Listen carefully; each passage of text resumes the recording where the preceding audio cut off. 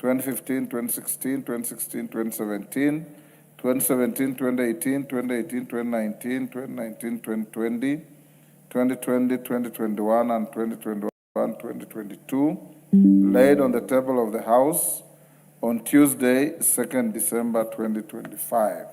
As members of that opinion say aye. Aye. With those of the contrary opinion say nay. The ayes have it. Next order. Order number 11, the Power of Mercy Bill, National Assembly Bills number 56 of 2025, first reading. A bill for an act of Parliament to make further provisions with respect to the power of mercy pursuant to Article 133 of the Constitution to provide for the appointment, tenure, powers and functions of the Power of Mercy Advisory Committee and for connected purposes. Next. Order number 12, motion. Consideration of the 2026 debt management strategy. Shuria, Chair, Public Debts and Privatization Committee. Thank you, Honorable Speaker. Honorable Speaker, I beg to move that this House adopts the report of the Public Debt and Privatization Committee on its consideration of the medium-term debt management strategy for the financial years 2026-2027 to 2028-2029, laid on the table of the House on Wednesday, February 2026, and pursuant to the provisions of Section 15.4 of the PFM Act 2012 and Standing Order 232A 7 and 8. A. Approve the medium-term debt management strategy for the financial years 26-27 to 28-29, and B. Make the policy and financial resolutions contained in the schedule to the order paper. Honorable Speaker, the report marks the fourth MTDS to be considered and approved by this House. Its consideration reflects the continued institutional progress made since the establishment of the Public Debt and Privatization Committee at the commencement of the 13th Parliament. It also demonstrates, under your leadership, the commitment of this august House to strengthen oversight over Kenya's public debt and to promote its prudent and sustainable management. As I begin, allow me to express my sincere appreciation to the members of the Public Debt and Privatization Committee for their dedication and diligence in reviewing the strategy and preparing this report for consideration by the House. I also wish to thank the stakeholders who appeared before the committee and submitted valuable views, as well as the committee secretariat for their technical and administrative support extended throughout the process. Honorable Speaker, the medium-term debt management strategy for the financial year 26-27 to 28-29 is a key policy instrument for guiding government borrowing and managing public debt in accordance with the Constitution and the Public Finance Management Framework. It sets out the National Treasury's proposed approach to financing government operations and obligations over the medium term, while seeking to minimize the cost of borrowing and contain associated risks. Honorable Speaker, the strategy is anchored on the macroeconomics assumptions contained in the 2026 budget policy statement. Over the medium term, the framework assumes average real GDP growth of 5.3%, inflation anchored at 5%, a plus 2.25 percentage points, an improvement in revenue effort to 16.9% of GDP, and strengthening of the primary balance from 0.4% to 1.6% of GDP, among other assumptions. Based on this framework, the proposed borrowing mix intended to minimize financing costs while containing debt risks is as follows. A. Domestic borrowing will provide 82% of gross financing, taking advantage of the depth of the local market and the relative predictability of the domestic funding. And B. External borrowing will provide 18% of gross financing in order to diversify the funding base while managing exchange rate and external rollover risks. Accordingly, Honorable Speaker, domestic borrowing, primarily through Treasury bonds, continues to constitute the principal source of deficit financing over the medium term. The committee observed that while the approach may reduce exposure to foreign exchange risk, domestic borrowing must be carefully calibrated, both in scales and timing, to avoid excessive absorption of market liquidity and undue crowding out of credit to the private sector. On the external side, the MTDS projects a financing mix comprising 10% concessional loans, 2% semi-concessional loans, and 6% commercial borrowing. Honorable Speaker, this framework forms the basis upon which the fiscal deficit over the medium term is expected to be financed for the financial year 26-27, and the deficit is projected at approximately 1.116 trillion, which is broadly comparable to the 1.14 trillion projected for the financial year 25-26. Although the deficit is expected to decline gradually over the medium term to about 833.7 billion, it will nonetheless remain substantial, averaging about Kenya shillings 928.9 billion by financial year 28-29. On this basis, cumulative addition of the public debt stock are projected at approximately 2.8 trillion Kenya shillings over the medium term, with the larger share expected to be sourced from the domestic market. Honorable Speaker, it is for this reason that the House must place particular emphasis on the sustainability of the public debt management and on the trajectory of the debt stock itself. In this regard, the committee wishes to draw the attention of the House to three critical pillars that would largely determine the success of this debt strategy. First is revenue. The committee observed that the MTDS is being implemented within a challenging macro-fiscal environment. Although revenues are projected to grow, in nominal terms, they are expected to on average only about 17% of the GDP over the medium term, which remains below the 20% threshold often considered necessary for sustainability, support development, spending, and strengthen fiscal resilience. The committee is of the view that at a time when expenditure pressures are already severe, policy should avoid creating additional fiscal inflexibility on the revenue side. Honorable Speaker, to illustrate this point, the committee noted that appropriation in aid, which are projected to contribute an average of about 10% of the total revenues, are largely already earmarked to specific expenditures, thereby limiting their effectiveness in reducing the overall financial gap. In effect, they may not materially reduce borrowing needs and may instead increase the level of gross financing required. Honorable Speaker, the committee further observed that the growing use of revenue-tying arrangements, including securitization of income streams, may weaken budget flexibility by pre-committing future revenues. This could increase future demand for budget support borrowing, as a larger share of ordinary revenues. Tracking your organization's expenses can be difficult and time-consuming. From overdue vendor invoices to your employees waiting for payments, it can get a little frustrating to keep track of everything. Which is why you need open flow. Projected to average around 22% of GDP over the medium term, with recurrent spending driven in part by debt servicing obligations, continue to consume a substantial share of the budget. This leaves limited room for productive expenditure, particularly development spending, which remains constrained. Kenya has for several years remained around 5% of GDP growth path. Yet the national development aspiration is to progress towards 10% growth under Vision 2030. That ambition cannot be achieved without stronger investment in productive sectors of the economy. In the committee's view, development expenditure should not merely meet the statutory threshold of 30% of total expenditure, but should progressively rise towards levels that are more meaningful, support infrastructure, industrialization, competitiveness, and long-term growth. This is important because development expenditure is not only central to economic transformation, but also to building the country's future debt servicing and repayment capacity. Third, Honorable Speaker, fiscal consolidation and debt sustainability. With interest payments alone accounting for 41% of ordinary revenue, the committee observed that debt service obligations continue to tighten fiscal space, making it imperative for government to pursue credible fiscal consolidation, stronger revenue mobilization, tighter expenditure control, and sustained economic growth.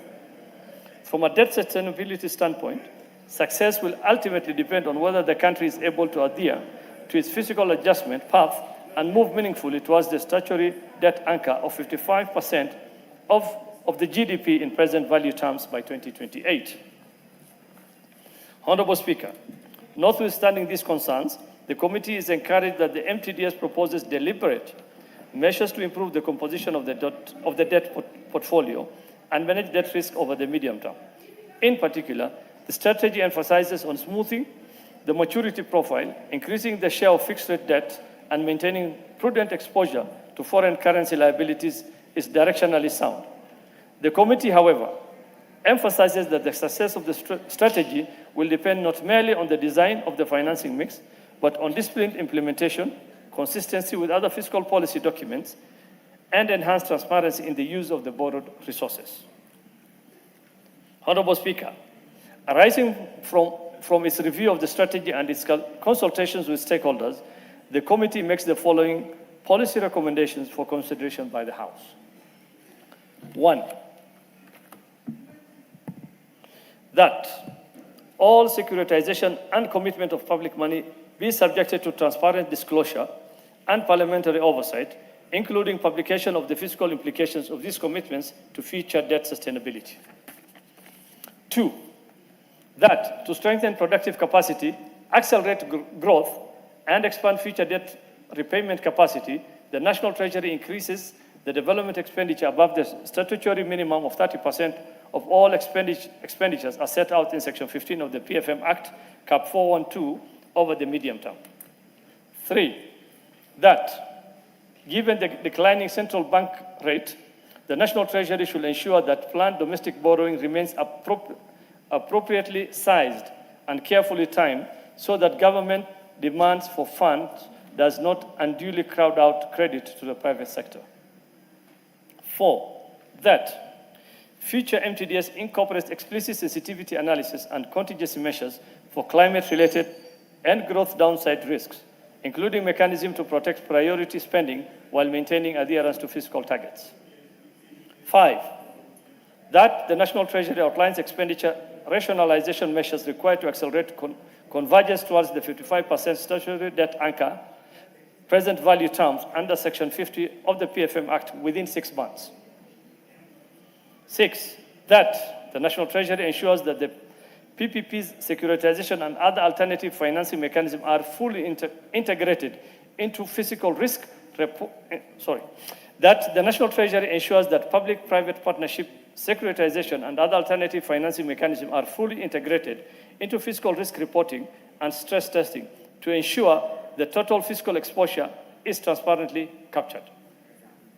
7, that in view of the anticipated reliance on commercial borrowing over the medium term, the National Treasury institutes robust reporting mechanism on the utilization of commercial loans to enhance traceability and accountability, particularly where such proceeds are applied to general budget support. 8, that the National Treasury and relevant institutions sustain structural reforms aimed at raising potential growth and competitiveness, including reforms that strengthen productivity, support exports, and enhance the investment climate in line with the objective of improving long-term debt sustainability. Honorable Speaker, the committee also makes the following financial recommendations. 1, that the fiscal deficit target for the medium term is approved and set at 5.3% of GDP for the financial year 26-27, 3.6% of GDP for the financial year 27-28, and 3.3% of GDP for the financial year 28-29, in line with the fiscal consolidation path. 2, that the country's borrowing strategy is approved at 22% for the net external borrowing and 78% for net domestic borrowing as contained in the 2026 medium-term debt management strategy. Honorable Speaker, the committee remains optimistic that with sustained commitment to reform and close adherence to the fiscal responsibility principles enshrined in the Constitution, Kenya can progressively rebuild fiscal space, strengthen confidence in public debt management, and place the debt trajectory on a firmer and more sustainable path. The committee therefore presents this report to the House with recommendations intended to strengthen the credibility, transparency, and effectiveness of the MTDS while safeguarding macroeconomic stability and supporting inclusive growth. With that, Honorable Speaker, I beg to move and request Honorable Irene Murembo, who is the Vice Chair of the committee, to second. I thank you, Honorable Speaker. Proceed, Irene.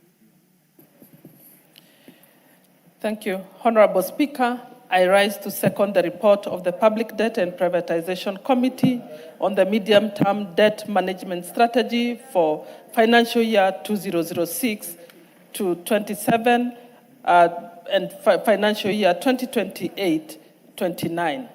In seconding this report, allow me to briefly underscore the key considerations that informed the committee's review. Honorable Speaker, first, on the macroeconomic and growth outlook, the strategy is anchored on assumptions of average real GDP growth of 5.3% over the medium term, supported by continued activity in agriculture, construction, industry, and services. However, the committee observed that this growth path remains modest relative to Kenya's long-term development ambitions and may not be sufficiently transformative to materially improve debt carrying capacity. In particular, the economy has remained around 5% growth range for some time, while the structural aspirations under Vision 2030 is a target of 10%. And to move the country towards a newly industrializing middle-income economy supported by higher and more broad-based growth, the committee view is that the strategy should now be supported by stronger structural reforms aimed at improving productivity, competitiveness, exports, and private sector activity so that Kenya can gradually rise its growth potentially and strengthen its debt carrying capacity over time. Second, on fiscal policy, the committee observed that the strategy is being implemented in a constrained but manageable fiscal environment. Revenues are projected to improve over the medium term, although they are still expected to average about 17% of GDP, while expenditures remain elevated at 21.5% of GDP. This means that the fiscal deficit will remain a key feature on the medium-term framework, and borrowing will continue to play an important role in financing government operations. Even so, the committee is encouraged that the framework provides an opportunity for the National Treasury to deepen fiscal consolidation efforts through stronger revenue mobilization, expenditure rationalization, and better alignment to borrowing to productive priorities. Third, on debt strategy itself, the committee appreciates that the MTDS provides a deliberate and structured approach to managing the cost and risk of the public debt portfolio. The proposed financing mix under the domestic borrowing will account for 82% of gross financing and 78% of net financing, while external borrowing will account for 18% and 22% respectively, reflects an effort to respond to prevailing market realities while reducing exposure to external shocks. The committee considers this approach understandable within the present financing environment. However, it proposes that the implementation of this strategy be accompanied by continued efforts to deepen the domestic debt market, broaden the investor base, and carefully calibrate following levels so as to preserve macroeconomic stability. And the last one, on the main risk of the debt outlook, the committee observed that the medium-term debt path remains exposed to refinancing pressures, elevated debt service obligations, continued reliance on domestic borrowing, and the growing role of commercial external borrowing. There are also broader physical risks associated with contingent liabilities, PPP, securitization, and other alternative financing mechanisms. However, the committee takes the view that these risks can be better managed through improved reporting, stronger physical risk disclosure, more active liability management, and closer integration of all public liabilities into the physical framework. In that regard, the report before the House proposes practical recommendations intended to strengthen transparency, accountability, and long-term debt sustainability. Honorable Speaker, the committee is convinced that withstanding the challenges currently facing the debt environment, the proposed MTDS provides a credible framework for strengthening public debt management over the medium term. I concur with the chairperson and the committee that what the country now requires is disciplined policy implementation, greater efficiency in utilization of public resources, and stronger fiscal consolidation anchored on supporting growth and industrialization. Through these measures, Kenya can progressively reduce debt vulnerabilities and place the public debt trajectory on a firmer and more sustainable path. For these reasons, and in support of recommendations contained in the report, I beg to second. Thank you.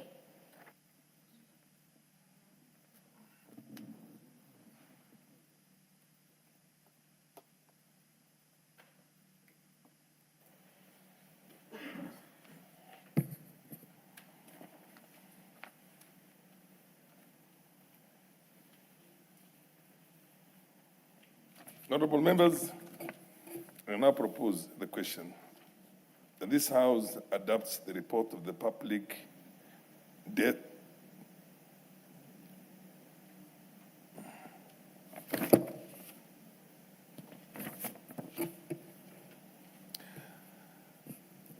I propose the question that this House adopts the report of the Public Debt and Privatization Committee on its consideration of the medium-term debt management strategy for the financial year 2026, 2027 to 2028, 2029, laid on the table of the House on Wednesday, the 25th of February, the year 2026, and pursuant to the provisions of sections 15(4) of the Public Finance Management Act of 2012 and Standing Order number 232A, 7 and 8.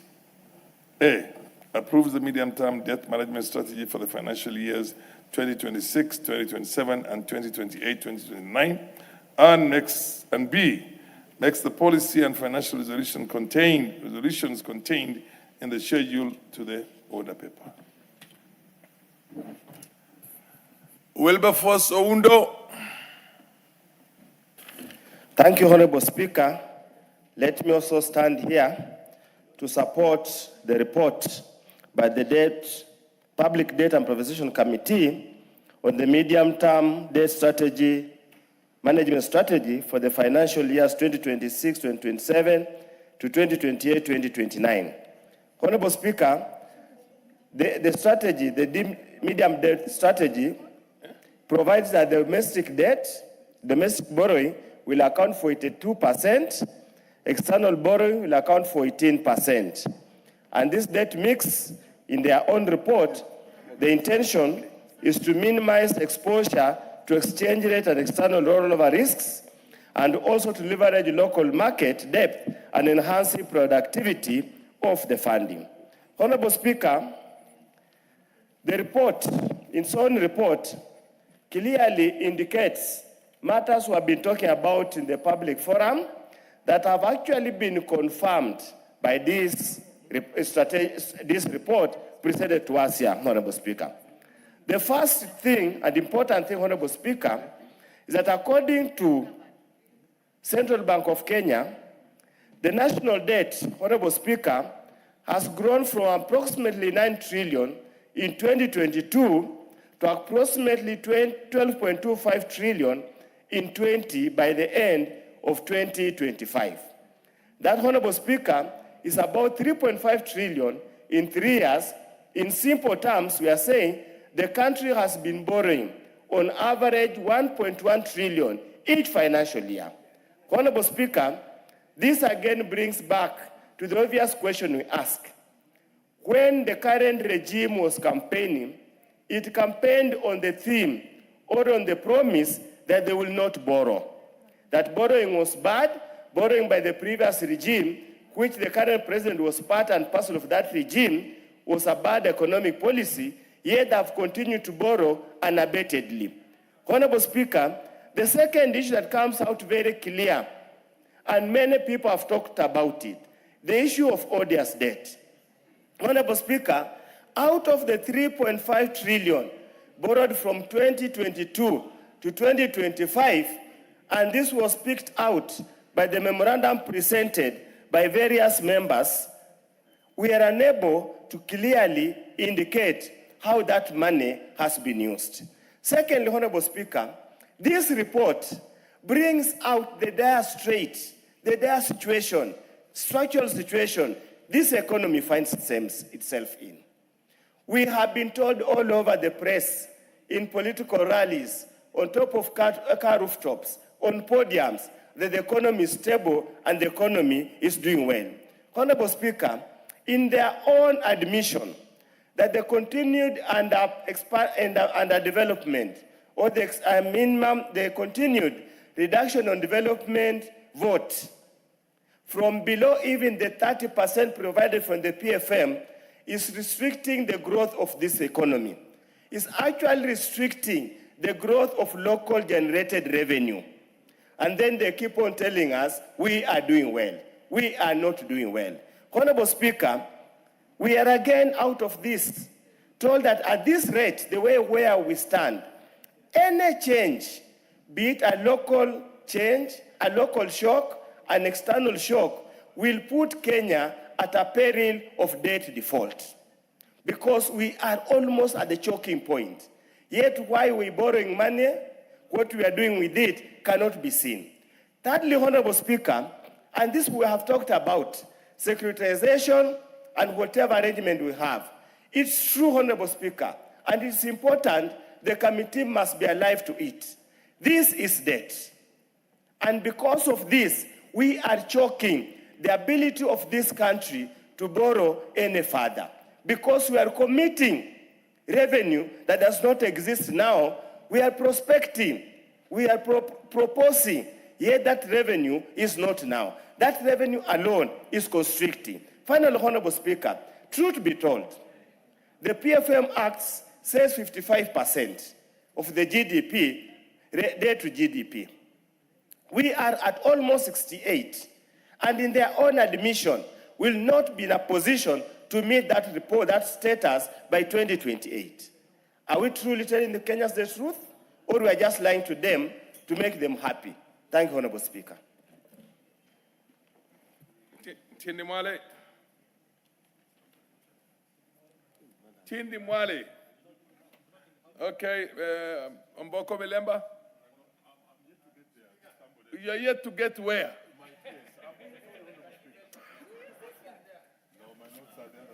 The Honorable Kenya Doku.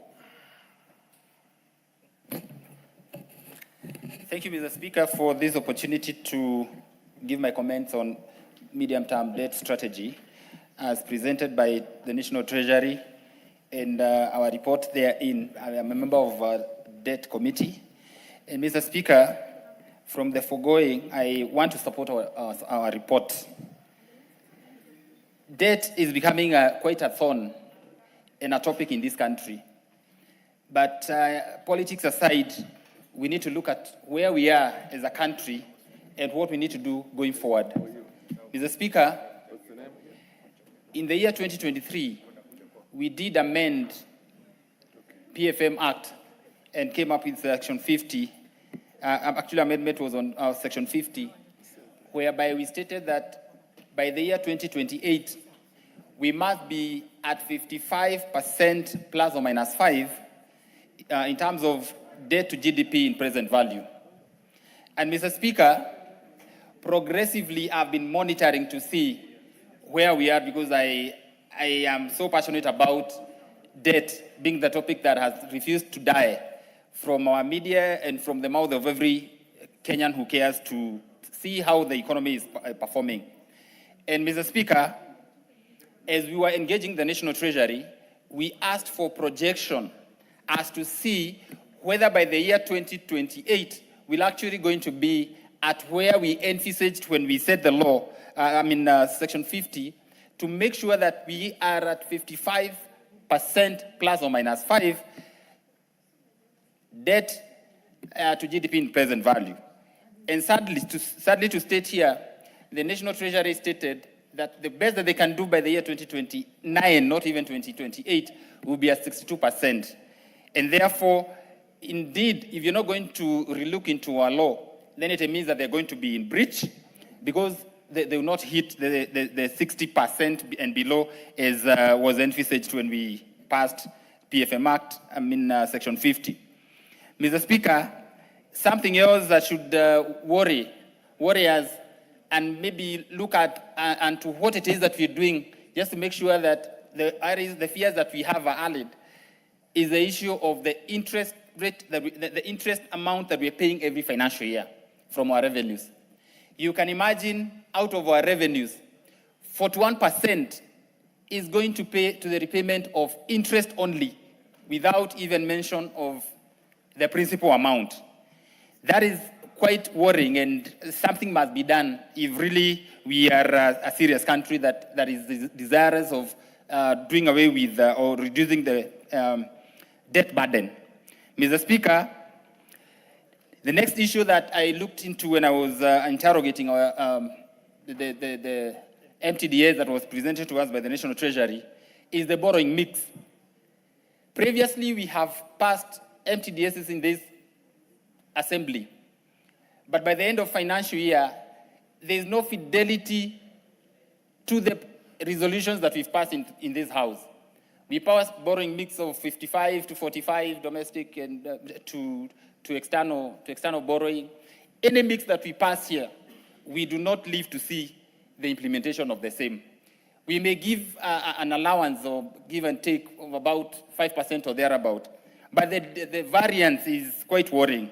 And Mr. Speaker, we are now presented here with a debt mix of 82 to 18, which means 68 to 22. It's 78 to 22 years, so that we get 100%. And Mr. Speaker, that is to say we are going to borrow domestically or locally 68 shillings for every 100 that we borrow. 68 shillings are going to come from domestic market. That is to say we are going to mop up all the monies that are within our republic. You know, we have to borrow that money and compete with private sector. And I got worried and asked the National Treasury, what is it that you're going to do to make sure that interest rates do not shoot? If at all we're going to be, if our market is going to be demand and supply, controlled. And Mr. Speaker, as they responded, they said that the government through CBR, through the enforcement of CBR, they're going to make sure that the interest rates are within the favorable reach. Well, that is for us to see, but there's something to worry us as a country. We must not do and assume that it's business as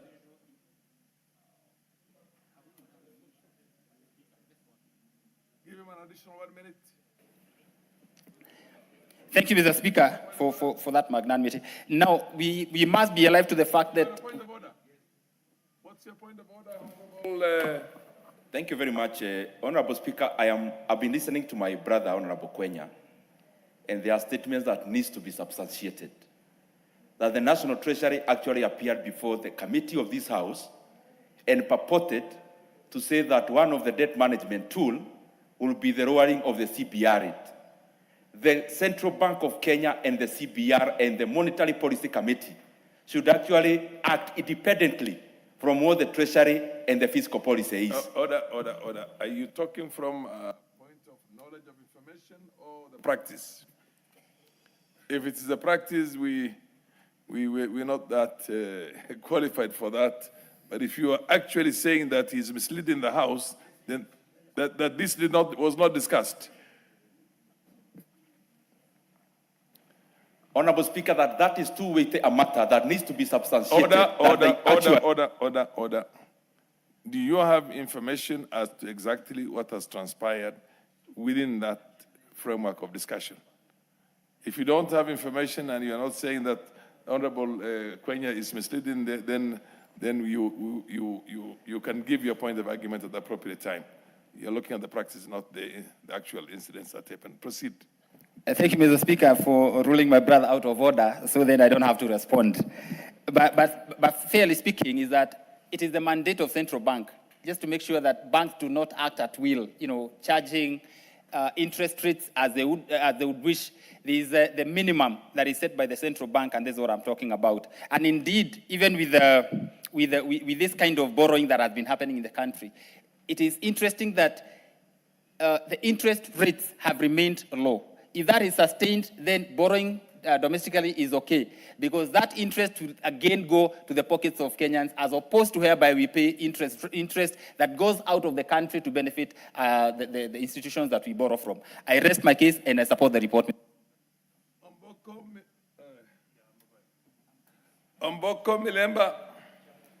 Thank you, Honorable Speaker, and I thought we were speaking for 10 minutes. I realized it's much shorter. Honorable Speaker, thank you for this opportunity to speak on this particular one on debt strategy as moved by the chair of the debt committee. The Honorable Speaker, when we talk about debt in this country, it's a topic that now is very, very sensitive and is a concern of every person. But formally, this was not the case. And therefore, I also want to thank this House that over and over the years, and specifically the 13th Parliament, it has introduced the Committee on Debt, and which is actually helping us to oversight everything around debt and the debt management strategy in the medium term. But Kenyans are very concerned about debt. In the period up to the end of the reign of President Jomo Kenyatta, nobody really got concerned about this, and debt was welcomed. That particular time would also get grants. Grants currently are not really forthcoming, and if you were to go into the history to see where Jomo left the debt at, it's very, very marginal and very minimal. But even when Moi took over from Jomo, and when he left leadership, the place where President Moi left the debt was still very, very low. And when you look at the figures, because they are all over within the public sector and on any other platforms that have highlighted debt, you'll still find that it was just in the tune of about 3 to 4 billion. When you look at the reign of Mwai Kibaki, the economist, he still handled debt in such a way that it never went to spiral very high up. In fact, it's only during the reign of Uhuru that then the debt spills and becomes almost double the figures. You can check that on Google, because I've severally done this, Honorable Speaker. And then the debt becomes more than even triple, and then we get to where we are. So by the time then William Ruto, as the Excellency President, comes in, the debt is already in an unmanageable situation. And that is where we are, and it's very important Kenyans look at that. So it's very important that this committee did this work, and there are a few points which we need to highlight, which I think was good work from them. Number one was the issue of the amount of money we always plan for or budget for development expenditure. Somewhat, it seems, we only strive to protect the 30% of the budget. And I've never strived. Of course, I know the budget has a lot of constraints, which do arise because of the many demands that are required in the country, which are not necessarily development-based. But we need to make sure that for this economy to grow beyond 5% or 6% minimal digit, which we always realize every year and we boast of. If we are not boasting of 4.9, we are boasting about 9 or about 6. That's the highest we may go to. We really need to invest more in when we are budgeting here as Parliament, we make sure that this 30% minimal threshold is overtaken so that we can budget more for development. The committee points out something that is very exciting, and I think this is very good as Parliament, because they speak on the monies that do come from A&A, and also the monies that are headed to securitization and things around that particular space. Honorable Speaker, it's true that concessional borrowing is dying out. And it's not very easy for countries, and Kenya in particular now, to get concessional borrowing is not easy. And therefore, we have run for commercial borrowing. But even the commercial space is also not very easy. And we are being forced every year to roll over loans from one year to another. Like currently, that's exactly what the Treasury must be doing. But if the committee is advising that we need to know that all these other forms of monies that we receive in form of PPPs, in form of securitization, they are actually loans. And this House needs to have a firm control over how they come, the percentages that are put on them, and how they are used in different spaces. So, Honorable Speaker, I think that was very great from the committee because all those monies finally will lump. Give him half a minute more to finish. Will actually lump out the grand totals of the debt stock, and indeed that will affect the general or running of the country. Honorable Speaker, there was so much to speak on, but I think we should have given this type of very academic economics, finance topic about 10 minutes for every speaker so that we are heard properly. Thank you, and I support. Honorable Elachi Beatrice. Thank you, Mr. Speaker. Mr. Speaker, I also rise to support the report, but also to try and see if indeed as a country we can agree with what the committee is saying, but also look at our own macro context and ask ourselves whether we are on the right direction, Mr. Speaker. Mr. Speaker, if we do not tighten our global liquidity, then as a country, we are going to still have all these challenges we are talking about. And you realize, when we started borrowing, at that time, we agreed we are borrowing, Mr. Speaker, to look at the big projects that we would want to do in the country.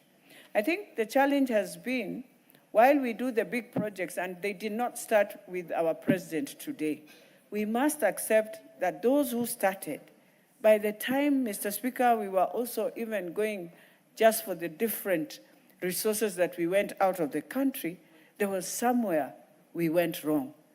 And it cannot be that even at this time we can come and blame His Excellency the President to solve that problem. What we should be asking ourselves is, while we went even for Eurobond and all these infrastructure bonds that we've looked for and gotten into the debt we are in, what have we done that we can stand as a country and say, this we did and it has supported the country? I know we will say we have roads, we have all of these things, Mr. Speaker, but that is one thing we must look at. Tightening our global liquidity. Remember those who took Eurobond that time, Mr. Speaker, they ended up even having their own interests put on top. And so they've made a lot of interest in it, but leaving the country in a lot of challenges. The second thing we have to ask ourselves, Mr. Speaker, is the exchange rate volatility. You find that you've gone to borrow, you borrowed at that time, but you borrowed at a very high exchange rate. And we have not even used the resources, Mr. Speaker. We've not even taken the money, but you've reached a point you're supposed to pay the debt, but you have not spent even that debt. And so how do we now make sure that we support government to ensure some of these debts that we have and we've not spent, we've not even taken the monies, but you find that the time frame, Mr. Speaker, of about to pay is about to arrive. We need, and I'm hoping Treasury is working on that. As much as I read within the report, they must work and ensure some of these debts can be cancelled and see whether we go into the much lower debts that you will be able to repay and to service. Mr. Speaker, the other thing we need to ask ourselves is the domestic versus external debt ratio. I think this is something now that we have to go back and ask ourselves whether that works. Whether we want to continue with external or we can go within domestic and see which one is more liable for our country and also to citizens who are the ones who are paying these debts.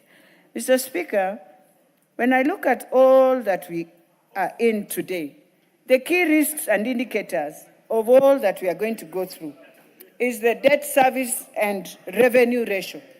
So you realize we are looking for revenue to pay the debt.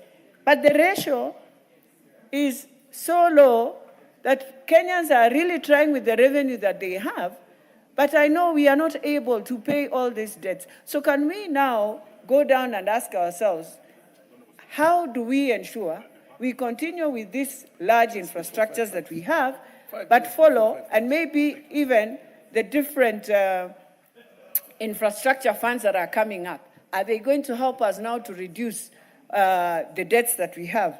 You realize we are about to get into, I think 26, 27, 27, 28, Mr. Speaker, as I finalize, we shall find ourselves again, very soon, being told we have to pay the remaining amounts that were for Eurobond.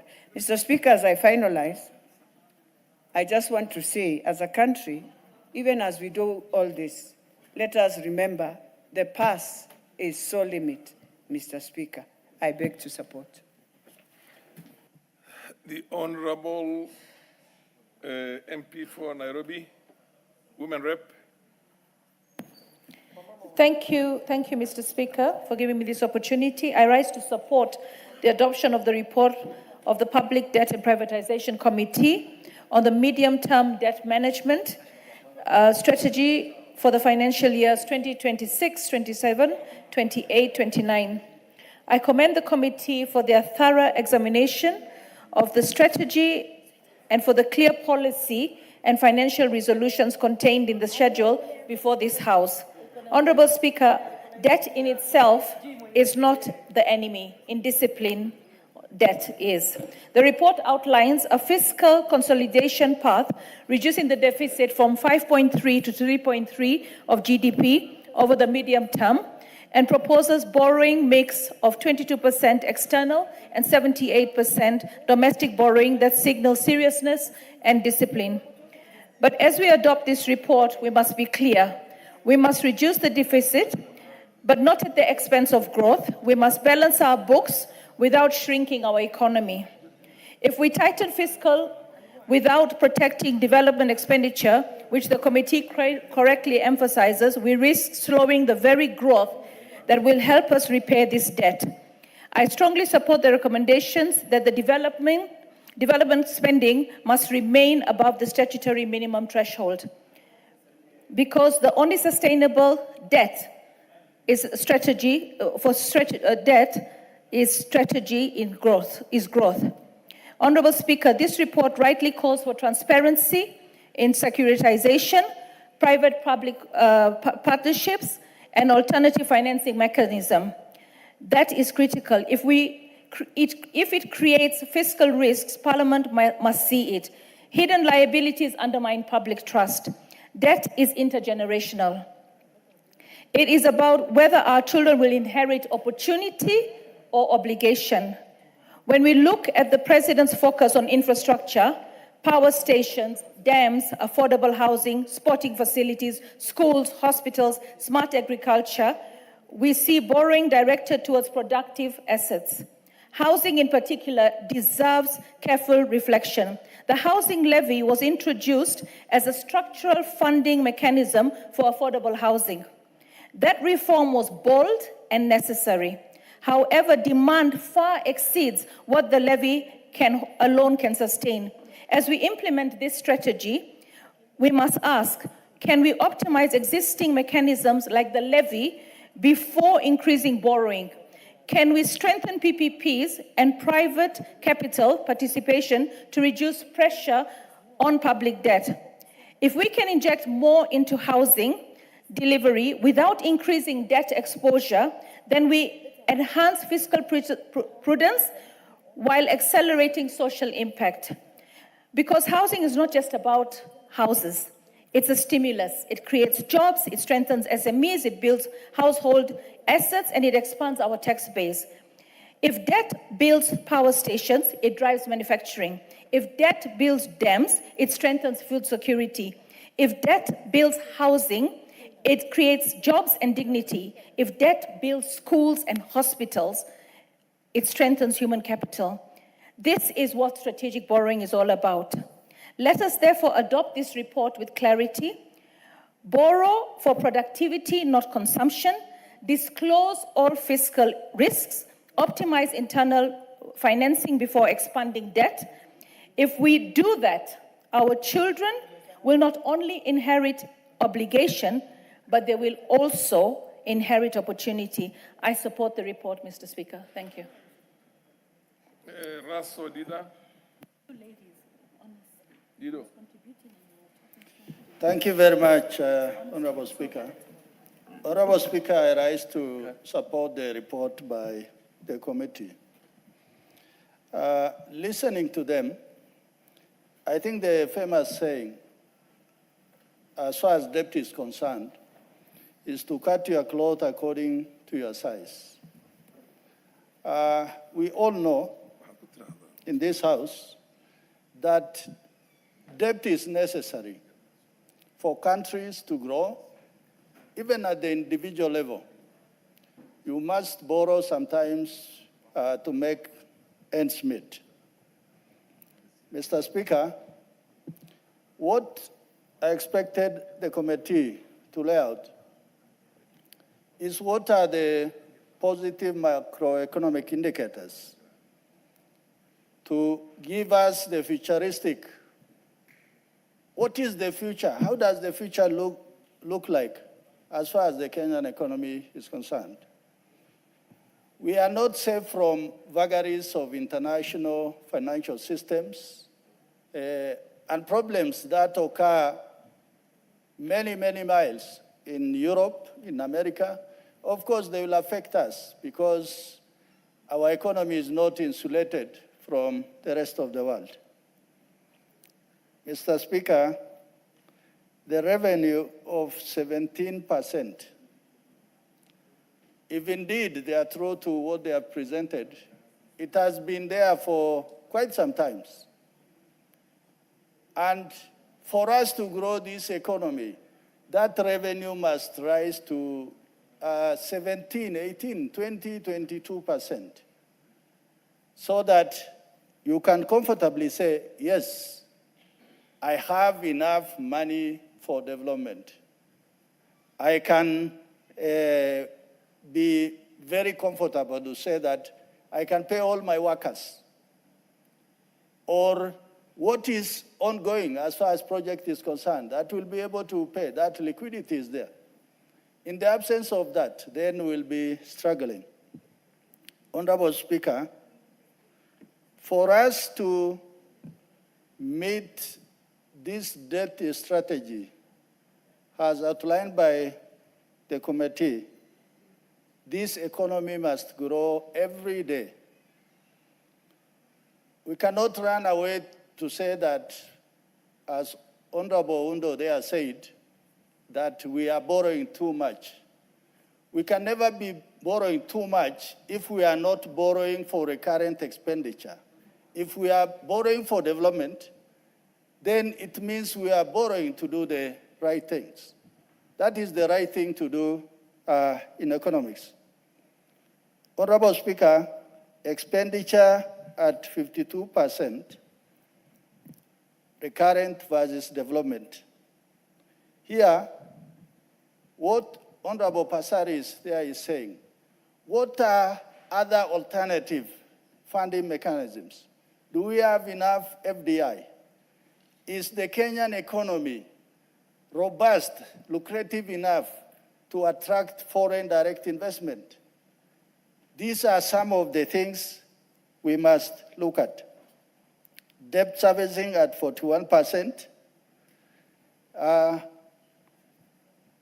If basically we are borrowing to pay off debt, then it means we are not moving. But if we are borrowing, at the same time we are able to pay, developing, and then we have enough liquidity in the marketplace, then at least that in economics, that is progress.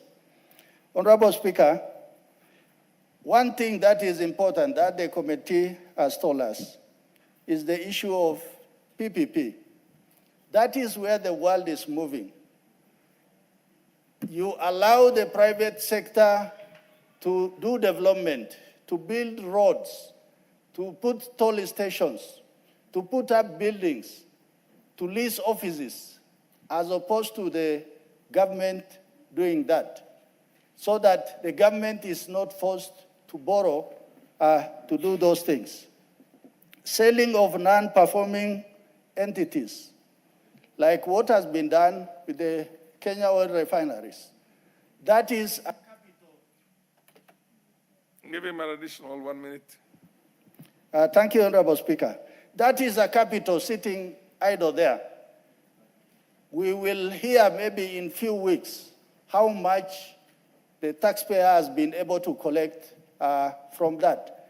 That will save this country, the taxpayer, and all of us a lot of money as opposed to borrowing.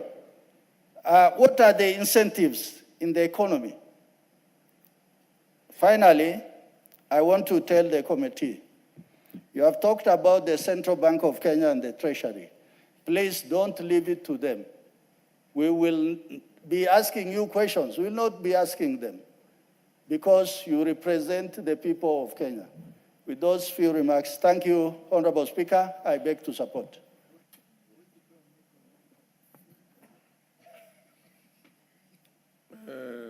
Basil Robert, followed by Ndindi. Thank you, Mr. Speaker. And I rise to add my voice to the members who have supported this, the report from the Committee of Public Debt and Privatization Committee on Debt Management and Mid-Term Strategy. Mr. Speaker, from onset, I want to say that borrowing is not the problem. If you look at the debt ratio to the GDP of countries like Japan, it stands at 230 to 250%. If you look at a country like United States, the debt ratio to the GDP stands at 120%. In Kenya, our debt ratio to the GDP stands at 68 to 70%.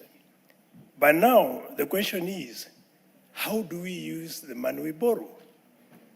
That is where the $1 million question stands at.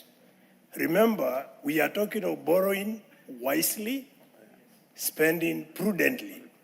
And that is where we are falling short from the progressive nations, Mr. Speaker. If you look at our country, instead of investing in very solid impact projects like roads, energy, manufacturing, we are not putting so much emphasis into this. And that is why, as a house that is planning for this country, for now and future generations, Mr. Speaker, we need to reverse the way we are spending our money. If we borrow money, let's put that money in areas where it's going to regenerate itself and be able to have revenue to drive the economy, Mr. Speaker. If you look at the amount of money we are borrowing, we have consequences, and one of it is increased debt. That is the burden to service the debt. That is one of the serious consequences we are having as a country, or we are facing. Most of the poor, they're actually bearing the largest burden to be able to meet the cost of servicing the debt. And that is why, as a house that plans for this country, we need to plan wisely, Mr. Speaker. If you look at our currency, the depreciating Kenya shilling has consequences when it comes to the cost of repaying external debt, Mr. Speaker. And if we don't plan very well, the cost of living will continue to increase, and that will have detrimental consequences in all facets of the economy, Mr. Speaker. So in principle, we need to focus on proper use of the money we borrow, Mr. Speaker. Again, we need to look at better options to be able to raise local resources. We talk of strengthened domestic revenue mobilization. We seal the leakages in tax collection. That is through Kenya Revenue Authority, the KRIM. Mr. Speaker, we need to negotiate for longer grace periods to pay debts, as well as lower interest rates to pay the debts that we borrow. That is on the funds that we borrow. Mr. Speaker, we also need to cut wastages and duplication of resources. Remember, those are some of the areas where our country is losing money, Mr. Speaker. And that is where we are also differing or varying from progressive nations, which have a huge debt ratio to the GDP compared to Kenya, and they're doing better than us, Mr. Speaker. We need to reallocate our funds to the high-impact sectors, which I've already mentioned. We talk of energy, agriculture, which used to be the backbone of the economy. We talk of roads, and we talk of water. And through that, we'll be able to support the repayment of debts, Mr. Speaker. We also need to promote public-private partnership, PPP, like what you see in the Asian Tigers, which are basically Taiwan, Hong Kong, Singapore, as well as South Korea, Mr. Speaker. You find this PPP there, particular road infrastructure, toll stations, etc. And then finally, we need to privatize loss-making parastatals, Mr. Speaker, so that we don't continue incurring burdens or investing where there is no returns on it.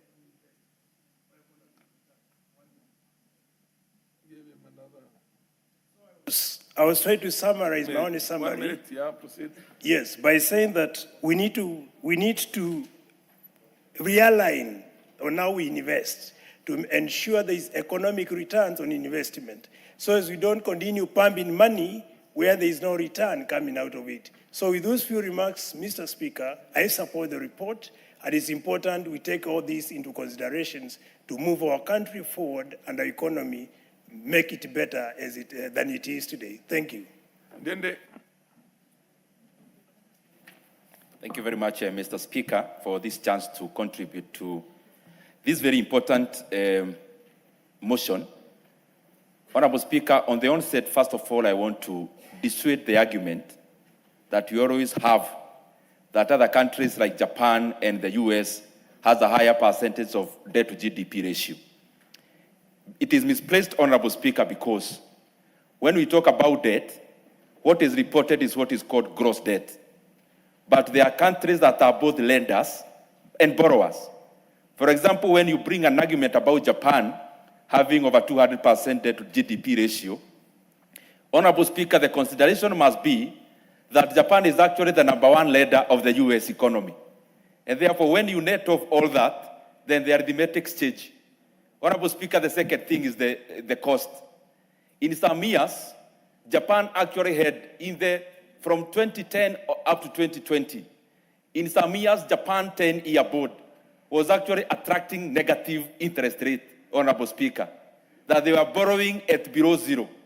And Honorable Speaker, also, that discounts the fact that we cannot compare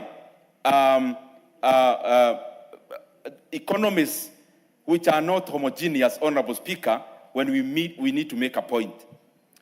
The other thing, Honorable Speaker, now going to the issue, is that I commend the committee and the recommendations.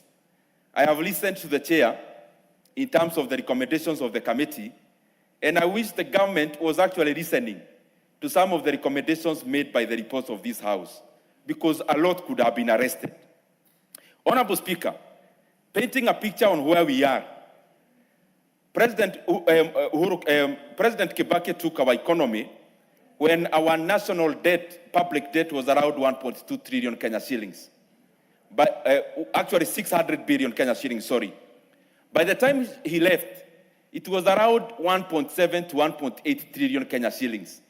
Meaning the entire 10-year tenure of President Mwai Kibaki, our country borrowed a net of 1.2 trillion Kenya shillings with all that we saw in terms of economic development.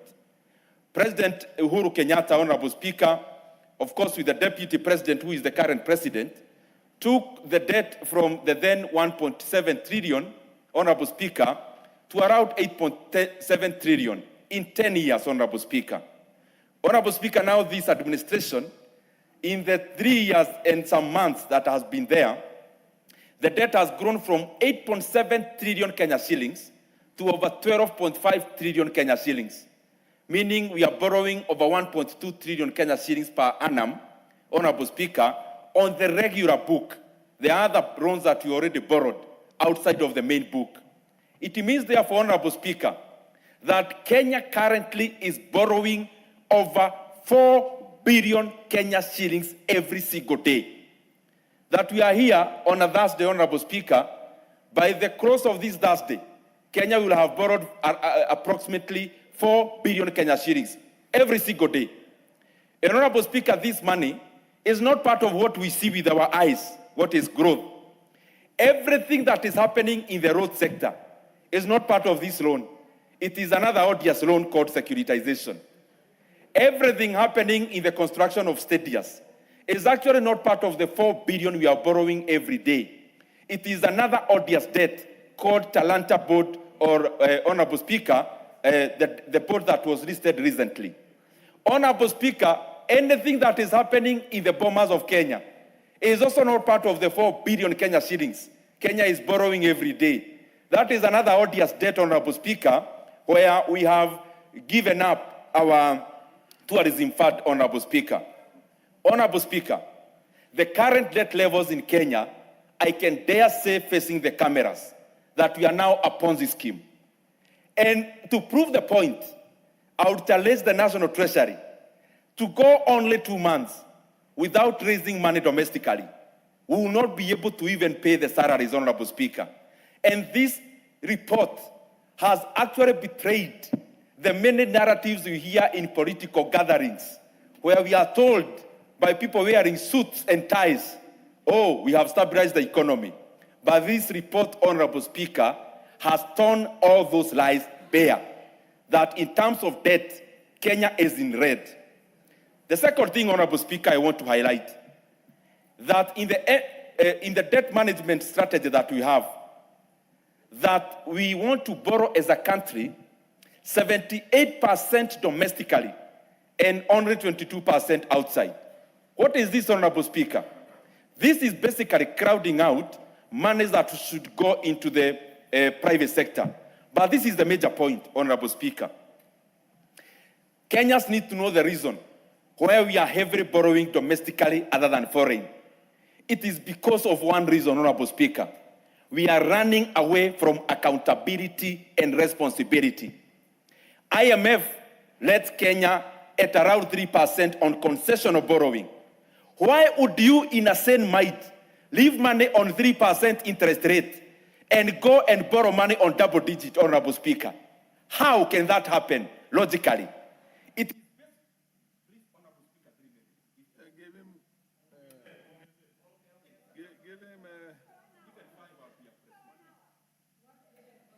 Give him being actually given a minute each, so see how you can do, how much you can do. But just for the interest of the chair, you said that Japan is borrowing from Japan. I can make the point. Japan is borrowing from itself. That's why it's got a 240 something. Where does it borrow from?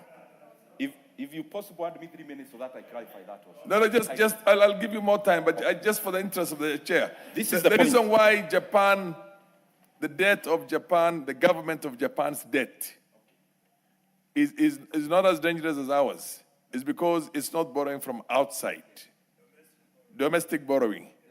And at the same time, you find fault also with the domestic borrowing in here.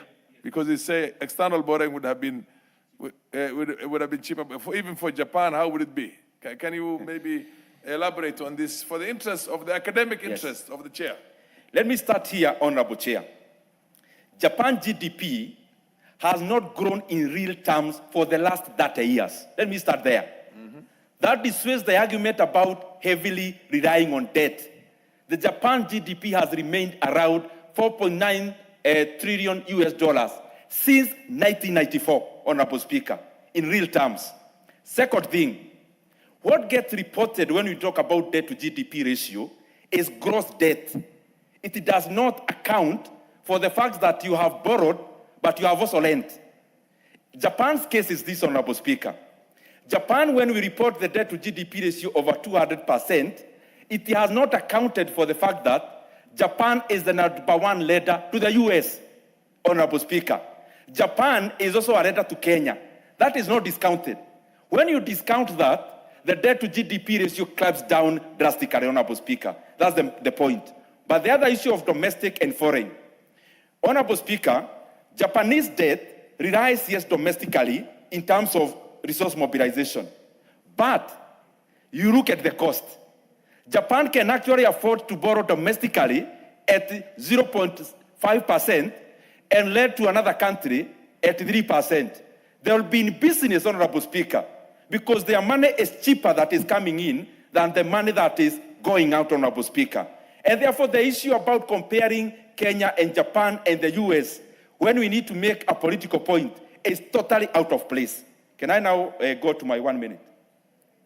Except the fact that you're saying the US borrows from Japan heavily, but the GDP to the, what do you call, GDP, debt to GDP ratio. Debt to GDP ratio in the US is over 100% of the US economy. Over 100% of the GDP. But then it does not borrow. I'm trying to look for a line that, you can, get the dots, Okay. Connect the dots. On the one hand, in Japan, they borrow domestically and lend externally. Yes. And lend to the US. So the US essentially should be in a predicament like ours. Actually worse, because they're over 120% GDP to debt ratio. But maybe just educate us on that. Honorable Speaker, and I'm saying it very respectfully. Yes. I'll need an hour only to deal with that alone. Let me start here. When you are dealing with a country. All right, we have 1 minute, and then we will, 1 minute for the benefit, because the chair really wanted you to elaborate. Can I clarify, then I go to the 1 minute? 1 minute. 1 minute. For this alone or for my 1 minute? 1 minute. Okay. Honorable Speaker, the point I was making in terms of domestic borrowing, going back there, we come here and tell Kenyans we are borrowing domestically. But we are borrowing 78% domestically on one account, that we are leaving 3% interest rate money to come to a 10% money, Honorable Speaker. It's for one reason. We don't want accountability that comes with external money. External money, they will require you to do several things. One, you propose to form an infrastructure fund. Infrastructure fund in Kenya should actually be an illegal borrowing fund, because we are forming it to leverage more and to borrow more. External money will tell you, we give you cheaper money, but account this as part of the national debt. But because the government does not want that accountability, then they come and borrow domestically, Honorable Speaker. External money like IMF, World Bank, and the other multilaterals, they will tell you a securitization and Talanta board must be part of the national debt. But Honorable Speaker, because we do not want that accountability, then we come domestically. Then what do we do domestically? We come and float boats. But who are the buyers? Number one buyer of the boat is NSSF. The number two, Honorable Speaker, is superannuation fund. And therefore, basically, part of this money is actually government borrowing money, its own money, Honorable Speaker. It's actually borrowing money that is meant for workers, Honorable Speaker, because phone calls can be made and NSSF can, in a manner that is not optimal, then channel resources there, Honorable Speaker. We need to know, Honorable Speaker, that the tendency we are on cannot perpetuate forever. We will soon be like Senegal and later on like Ghana. But I hope the decision makers can realize that the stability of our economy is more important than the current. What's your point of order, Honorable? Although the Honorable Ndini Nyoro has, what's your point of order? Thank you, Mr. Speaker. Actually, Ndini is my good friend. But I also wanted to tell him the point we are driving home is prudent use of the money we borrow. And actually, if you talk of Japan, the money they borrow is locally borrowed. You should actually compare a country like Morocco. Morocco, the debt ratio to the GDP is 70%, which is at the same level with Kenya. But you see, Morocco is doing better than Kenya by far. Not export alone.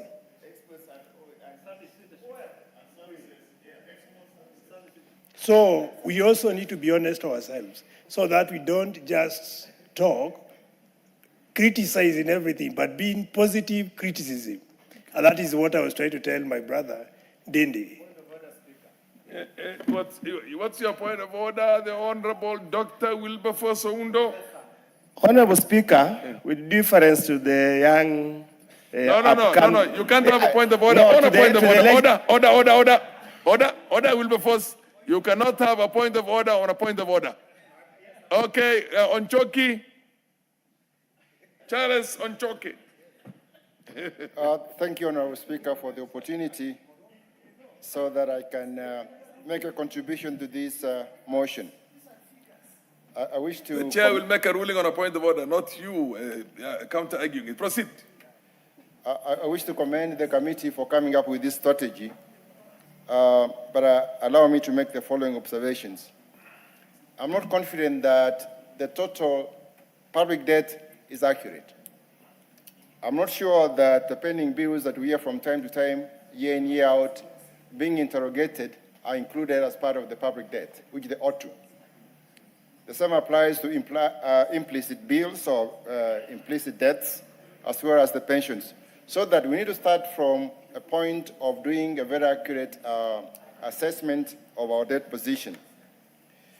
Mr. Speaker, talking about a 2% to 18% mix of domestic and external borrowing, what it means is that there's going to be crowding out the private sector. The banks are going to sit pretty because they are sure of getting their risk-free 13, 14%. They'll not be innovative in looking for more products that can bring more money, particularly targeting the small businesses. So what do the small businesses do when they are crowded out from the formal financial system? They are going to turn to micro and digital lenders. The micro and digital lenders are very interesting players in this market. Many of them are not regulated, but fair to say, their terms of lending are unfair, are unconscionable. The interest rates are anything between 30% to 200%. So what that means is that the fellows are going to look, because they're looking for bridge finance, they're required to find collateral, which is supposed to be maybe a motor vehicle with logbooks, and then evaluation is very poorly done, maybe 50% of the market value of the collateral, and most of these loans are going to be defaulted.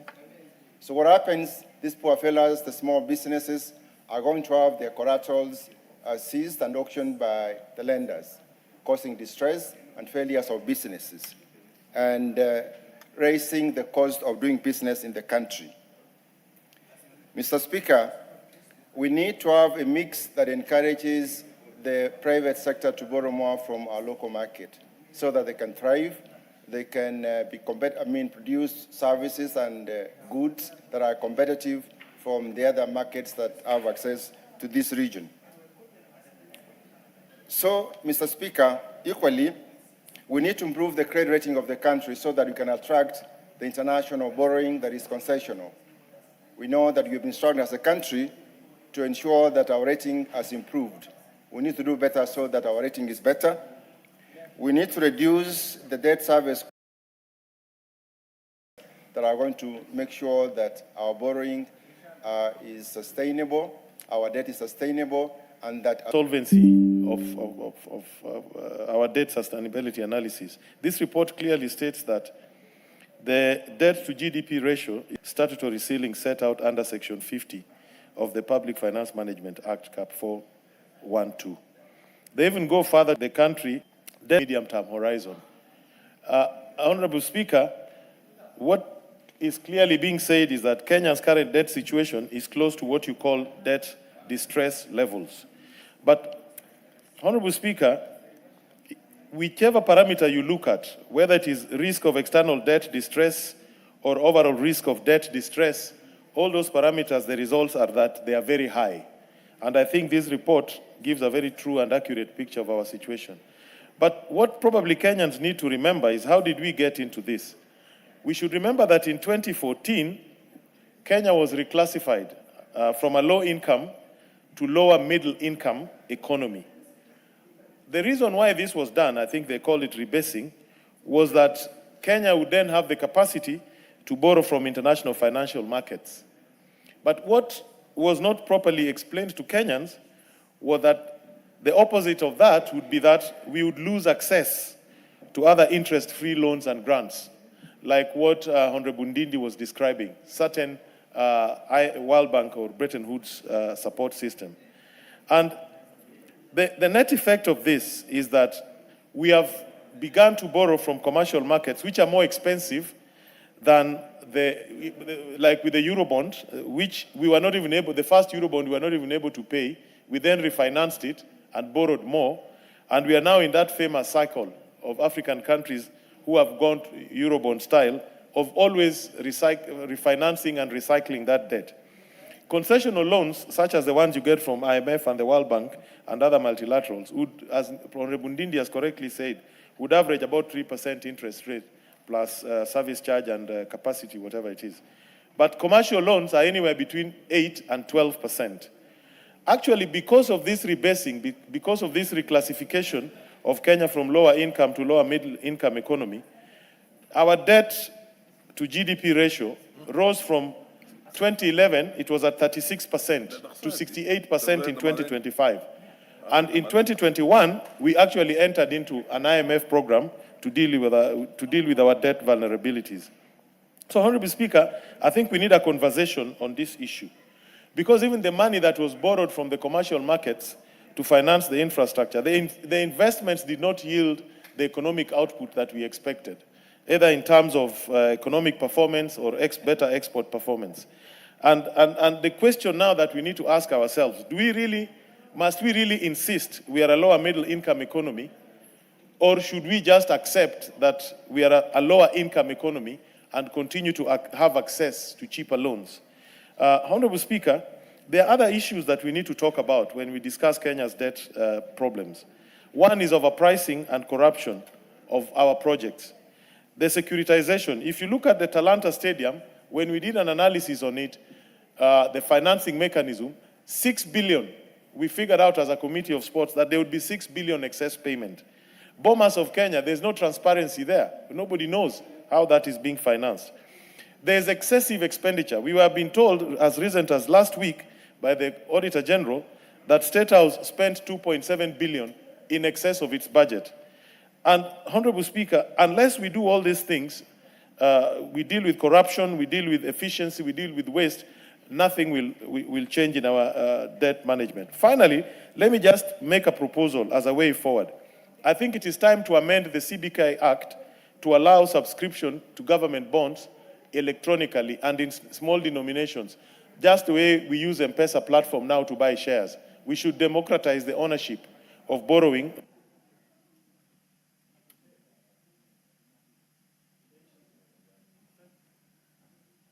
The Honorable Wandeto.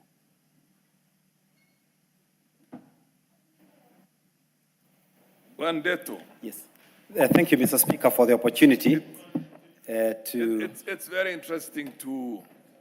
This is very academic, and I think for the benefit of the chair, it is clearly academic, but very, very interesting also, because the U.S. only borrows 3% of its all. I want Ndini Nyoro to hear this. Honorable Ndini Nyoro, the U.S. only borrows 3% of its own total debt, which is 36 trillion US dollars. And they only borrow 1.2 from Japan. And over 80% of the borrowing of the US government is domestic.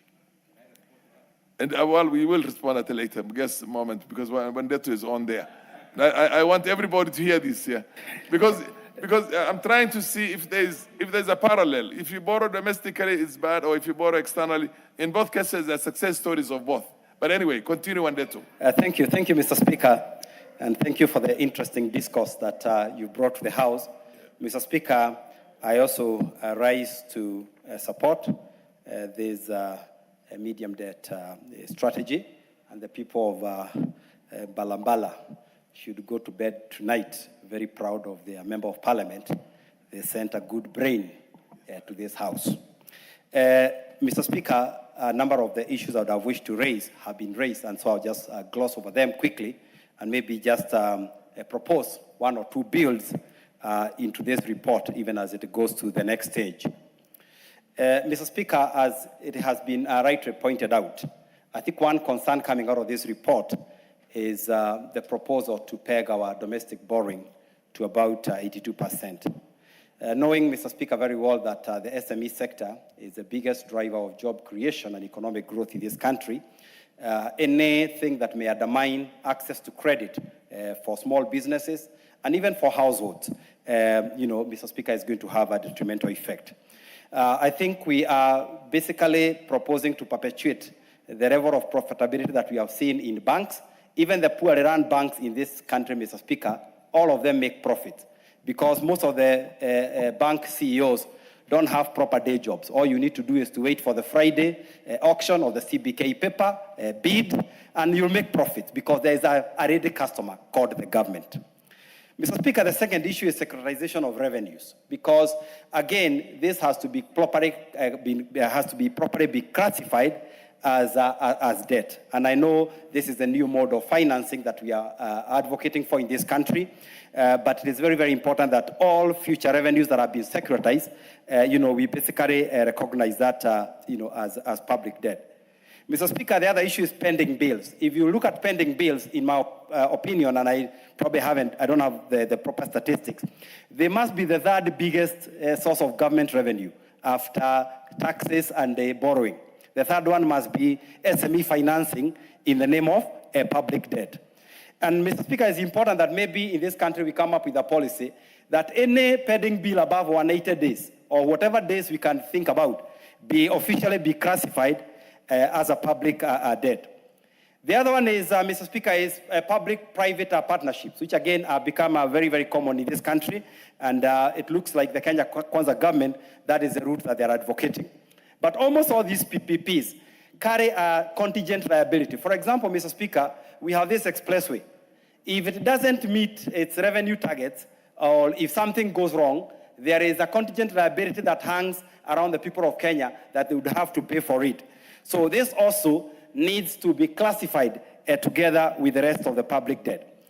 Even the upcoming infrastructure fund, where we are being told that every shilling will attract an additional 10 shillings of debt, also needs to be properly classified, as public debt. But Mr. Speaker, the elephant in the room on public debt has been value for money. In this country, EACC estimates we lose about 608 billion shillings per year on corruption. Other estimates show that 3 out of every 10 shillings, collected by government is lost in one way or another, to corruption. So how do we progressively ensure that we have value for money for all the taxes we are collecting, for all the borrowings that we are making? Point of order. Majority Leader, did I hear that you have a point of order? You must have Honorable Speaker, your coach because I don't catch your eye then. Yes. I didn't want to interrupt my good friend, Honorable Wandeto. What's your point of order? But he was anticipating debate and actually misleading the country and the House. And I heard, unfortunately, the Honorable Dindi Nyoro doing the same on the National Infrastructure Fund. And just to inform them, since we are not here at 2:30, there will be debate in the House scheduled next week on the National Infrastructure Fund. Therefore, we cannot be debating the National Infrastructure Fund because I've heard both of them saying that the National Infrastructure Fund is part of an undisclosed debt, which is not true. Let them hold their horses, wait for the National Infrastructure Fund bill next week. It will be in the House next week. Avail yourselves and debate on it now. Otherwise, let us stop anticipating debate, which is against our own standing orders. Proceed. Mr. Speaker, very, very interesting. They say the guilty are afraid. Debates. But lastly, as I close this, Mr. Speaker, I would like to say that... No, what did you say? Well, what is he guilty of? No, Mr. Speaker, I didn't refer to anything. That's just my submissions, which I will substantiate what I mean.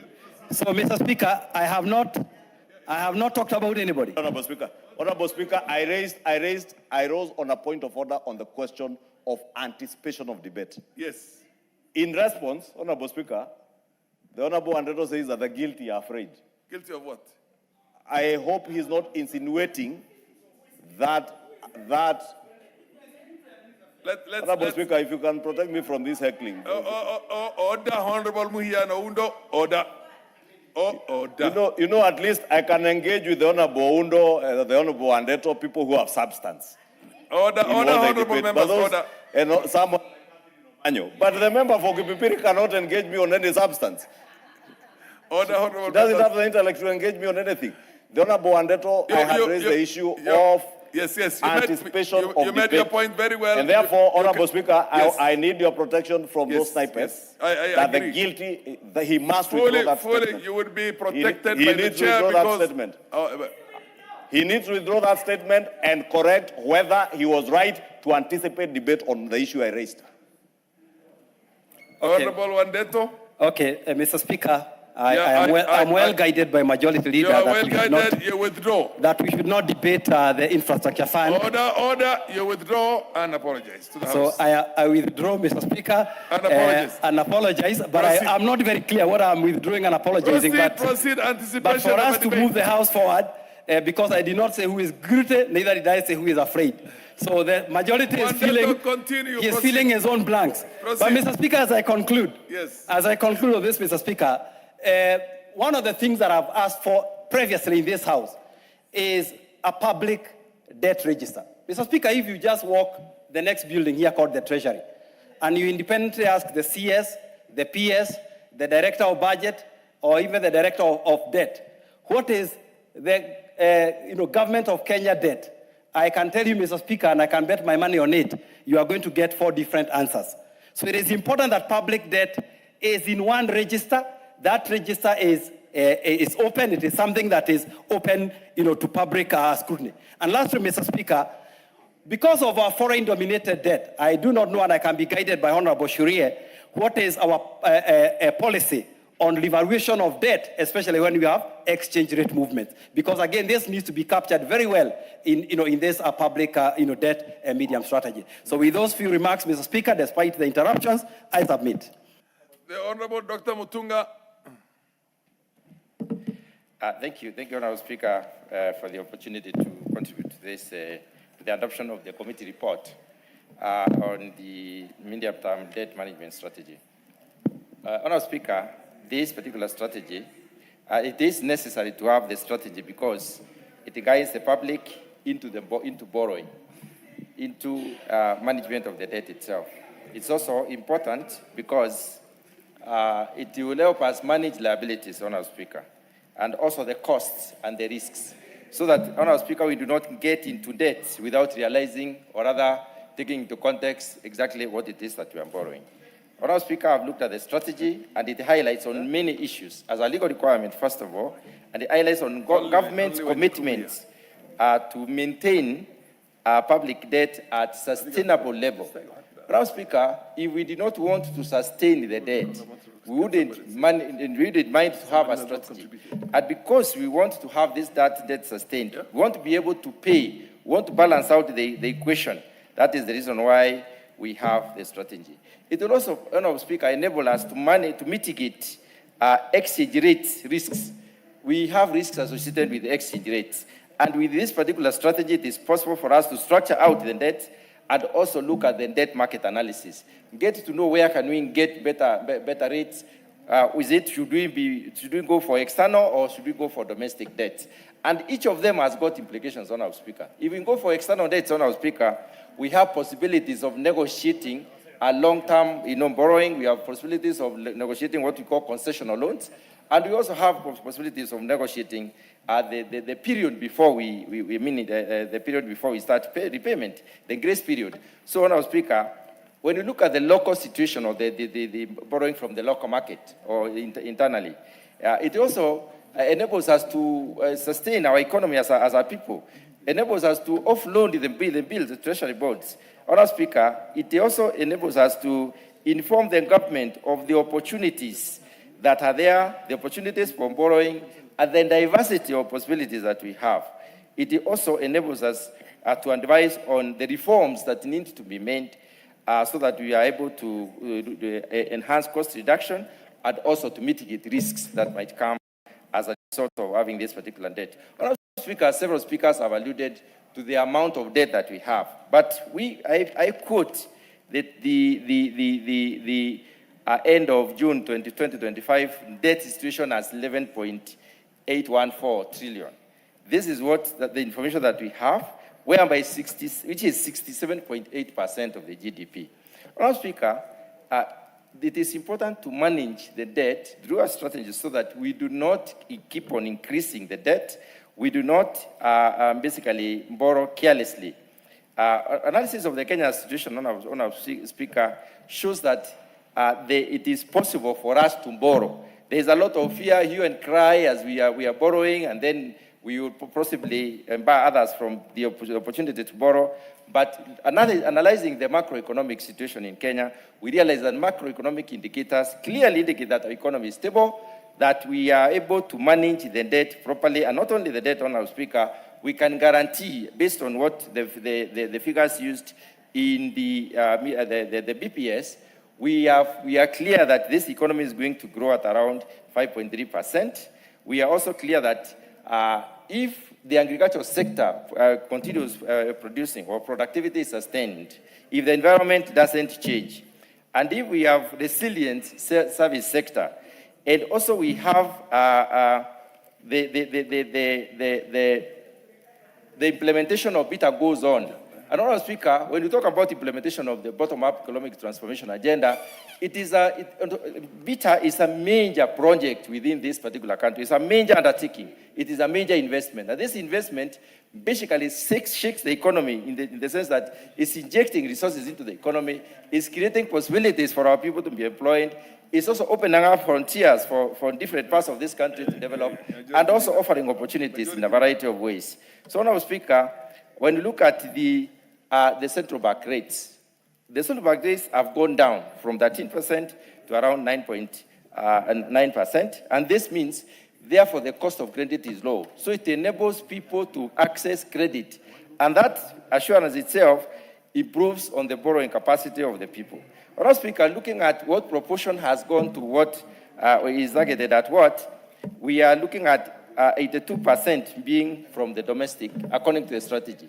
And this helps us to realize that our economy is growing, our economy is becoming resilient, and it's also can sustain some of these issues. Honourable Speaker, the strategy is okay because it enables us to structure out in development in the midst of so many possible shocks. It also helps us basically to manage payment of the debt in the event that we have socioeconomic shocks across the world. Honourable Speaker, with those few remarks, I support adoption of the committee report.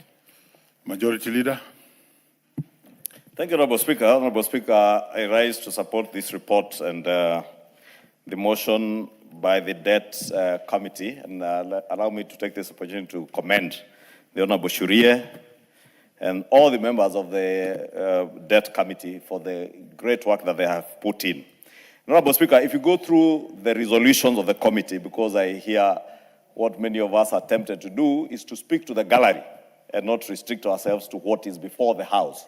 And I know many are tempted to speak to the gallery because they think it will excite those ones out there. But when you are elected to this House, Honourable Speaker, you are charged with the responsibility to oversight government, legislate, and also represent the people, but not to mislead the people. And Honourable Speaker, that is why I rose on points of order. When people start misleading the country that the National Infrastructure Fund is another fund for borrowing, because it is not. And those who sit in the Debt Committee will tell you. Honourable Speaker, the other lie that I have listened to is that securitization is another form of borrowing. Far from it, Honourable Speaker. It is not another form of borrowing, Honourable Speaker, because all that you do in securitization is a conversion of your non-liquid or non-tradable assets into tradable securities, Honourable Speaker. That does not constitute borrowing, Honourable Speaker. And that is exactly why when you securitize, Honourable Speaker, you move the assets that you're doing out of your balance sheet. That is why the securitization process that you have done with your roads, is not part and parcel of the balance sheet of the government of Kenya. And that is why the Trade Committee, not the Trade Committee, the Debt Committee, Honorable Speaker, will not be reporting to you on such issues as part of the borrowing of our country, because they are not part of your balance sheet. And even you as an individual, if something is not on your balance sheet, is neither an asset or a liability on your balance sheet, it cannot be part of your borrowing, Honorable Speaker, because your borrowing will be part and parcel of your liabilities on your balance sheet, Honorable Speaker. Honorable Speaker, allow me to restrict myself to the issues that have been raised by the committee, the real issues that we should be doing as a House, because the Debt Committee has done very well. And if you read their recommendations, part of what they are telling you to do, especially on public-private partnerships, is to ensure that PPPs, securitization, and other alternative financing mechanisms are fully integrated into a fiscal risk reporting and stress testing, because that is all we need to do as a nation to ensure that all our PPP projects, all our securitized and other alternative forms of financing that we get into do not in any way in the future overburden our country or become a risk to our economy, Honorable Speaker. Because when you create special purpose vehicles outside of the mainstream systems, Honorable Speaker, you must also be able to test them, stress test them, as the committee is telling us. And that is the responsibility our Debt Committee and this House must carry out very well. Honorable Speaker, the other good recommendation that I saw is the call for the National Treasury to do what they call risk mitigation plan around the election cycle. Because every electoral cycle, every 5 years, Honorable Speaker, you know, our country is faced with risks around the electoral processes. And therefore, this is the right time, and I must commend Honorable Shuria and the committee for sensitizing the National Treasury and all of us that we must have risk mitigation mechanisms or plans to mitigate on risk that will be associated with the interruptions that come to, during electioneering times and during our electoral cycle, Honorable Speaker. Honorable Speaker, the other recommendation, Honorable Speaker, that the committee has called on this House to do revolves around the issue of our expenditure rationalization. Because every year, and I've heard some of us say that we make recommendations that Treasury doesn't follow through. We must ensure, and the Budget and Appropriations Committee, our Public Debt Committee must help us, because this House works through committees, to ensure that there is proper rationalization of expenditure. And especially now as we run towards the elections, there are things that will come in for IBC, requirements for IBC, and other security-related issues that if we do not plan ahead of time could be a risk to our costs or expenditure rationalization plans. And therefore, I'll add you three, because thank you, Honorable Speaker. You are a former chair of budget. Yes. And you know, when I was a former chair of budget, Honorable Speaker, even when I was removed as chairman of the Budget and Appropriations Committee, I stood firm to ensure that I supported the regime then in ensuring that we do the right thing. And when things were not done right, I would call it out. When they were done right, I would have the fortitude and the courage and the boldness to say, this is good for the country, because we must grow beyond petty politics. Because at times we allow petty politics and anger and the desire for revenge and settling scores to override common sense. And we even allow intellectual conmanship and deceit to take center stage. And you mislead the country by speaking very good English here, or very bad English, colored in heavy words, Honorable Speaker. Honorable Speaker, when we tell this country that Mwai Kibaki's budget was this much, borrowing was this much, you must ask yourself, Mwai Kibaki's regime operated under the old constitution of before 2010. They did not have the 400, almost 500 billion shillings today that you are obligated by the constitution to send to your county governments. The heavy budgetary requirements that the Uhuru Kenyatta regime and this regime beyond 2013 are confronted with are things that did not pertain when Mwai Kibaki was president, Honorable Speaker. Honorable Speaker, we cannot say that when President Mwai Kibaki took over government in 2003 from the KANU regime in 2002, there weren't issues. Issues were there. But truth be told, we have a very heavy governance system in this country. And I say this because I was in this house in 2013, Honorable Speaker, when the former chair of the Budget and Appropriations Committee, the Reverend Mutava Musimi, conducted the budget, the then huge budget committee that incorporated the Finance Committee and even the Debt Committee. It was a 51-member committee. Through a process where this House, through the Budget Committee, audited the implementation of the 2010 Constitution. And those records are here for those who care to read. So don't pontificate telling us, oh, things were here, they're here now. Mwai Kibaki was at this debt level. Be honest. Tell Kenyans that the circumstances then are not the circumstances under the 2010 Constitution.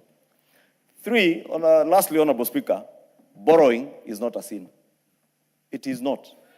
And I heard the Honorable Kwenya and the Honorable Basil say the question we must be asking ourselves as leaders, is our borrowing sustainable? Are we putting our country in borrowing that we can be able to pay? Is domestic borrowing evil? No, it is not. We just need to make sure that our domestic borrowing is well balanced. And that is what I see the committee saying, that there must be a clear balance on our domestic borrowing so that it doesn't negatively affect our CBR rate and therefore cloud out the private sector from domestic borrowing. And that is why we need the alternative financing mechanisms. That is why we need securitization. Let us not demonize securitization. Because if we do not go for those alternative modes of financing, it means we go back and borrow. Is IMF loans and World Bank loans cheaper? Yes, they are. Can we access them as quickly as we'd want to be able to finance our obligations? No, we can't. That is the truth. And those of us who have served in the Budget and Appropriations Committee, those of us who have served in the Finance Committee, know this as facts. And therefore, that's why I say, when we come and pontificate here and speak to the gallery, Honorable Speaker, again, let us be leaders. Let us not just politic. Cheap politics, at the end of the day, ends up in premium tiers, Honorable Speaker. And I want to ask those who are using these processes for cheap politics, it will end up in premium tiers, Honorable Speaker. I support the recommendations of this committee, and especially even in being able to increase how much we are putting into development expenditure. Part of that development expenditure is what will come through securitization. Otherwise, we run the risk of taxing Kenyans more or borrowing more. That balance is what we need through alternative forms of financing. And so long as it's done responsibly, as the debt committee is asking us to do, so long as we balance how we borrow domestically and externally, and whether it's commercial or concessional loans, Honorable Speaker, we are good. Honorable Njikumuya. Thank you, Honorable Speaker. Allow me to stand and say the committee has done a good job in its report and in all recommendations. They look okay. But, Honorable Speaker, matters of debt and its management are matters that are of concern to every Kenyan, and no one should really have feelings when you are discussing these matters. Furthermore, there is no prescription in this House that you don't speak to the gallery. You speak in this House, within its walls, whether you speak to the gallery, but every member can speak what is in his mind. Honorable Speaker, the debt management in this country are wanting, because if the levels are 55 and we are already speaking at 70 plus, clearly something is not right. Honorable Speaker, the debt management, and I'm happy because I've seen the amendment proposed for PFM Act, are accruing and increasing day in, day out. To an extent, the unborn children are bearing or are also supposed to pay the debt in this country. Why? Because of corruption, because of unclear budgets, because of integrity issues, transparency in budget, accountability in governance. Honorable Speaker, we see empowerment every day in the State House, every day in our counties. Where are these kind of budgets coming from? Honorable Speaker, the unnecessary spending in this country is making this debt continue increasing day in, day out. When the government think of taxes, what of tax evasion? Are the big boys paying taxes or only the small boys paying taxes? This is maybe one area that is making the budget, the balance sheet not balance, so that we go on asking for money from international leaders or others. Honorable Speaker, could the government think of focusing on matters of production, mainly innovation, tech, which can enhance employability, and which can, issues like manufacturing, which can also enhance issues like export? These are the areas that the 100 government political advisors in the State House should be advising the government. Honorable Speaker, how do we attract the investors in this country? When the young youths demonstrate and they are charged with issues like terrorism, what is the government telling the investors who would want to come and invest in our country? So, Honorable Speaker, all these, including the mismanagement, the corruption, the massive looting, are issues that this House should be discussing. We shouldn't really be comparing ourselves with America, with the countries like Japan, because if it is matters of production, we know how much production is in America compared to Kenya. So, Honorable Speaker, issues like housing. Housing is an avenue that should be left to investors. So when the government want to compete with investors and do things like housing, maybe that kind of money could have been used elsewhere, which would have enhanced a certain area, let's say like exploration of gas or minerals or oil in Turkana and others, Honorable Speaker. Honorable Speaker, I am very happy to see one recommendation on amendment of PFM Act. But I want to ask the committee to be more candid and aggressive in this amendment. What is in my mind, Honorable Speaker, when we are giving the government sometimes an open check, and we say so long as we are not going beyond 55, we are still okay.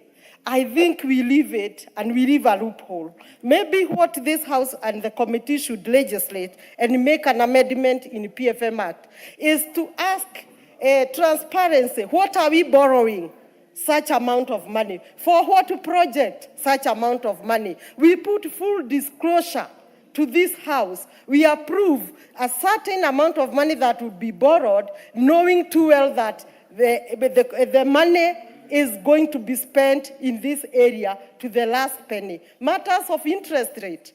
These are issues that the experts should guide the government with. At times we may borrow when the interest rate is at, when the exchange rate is at 100%, then the exchange.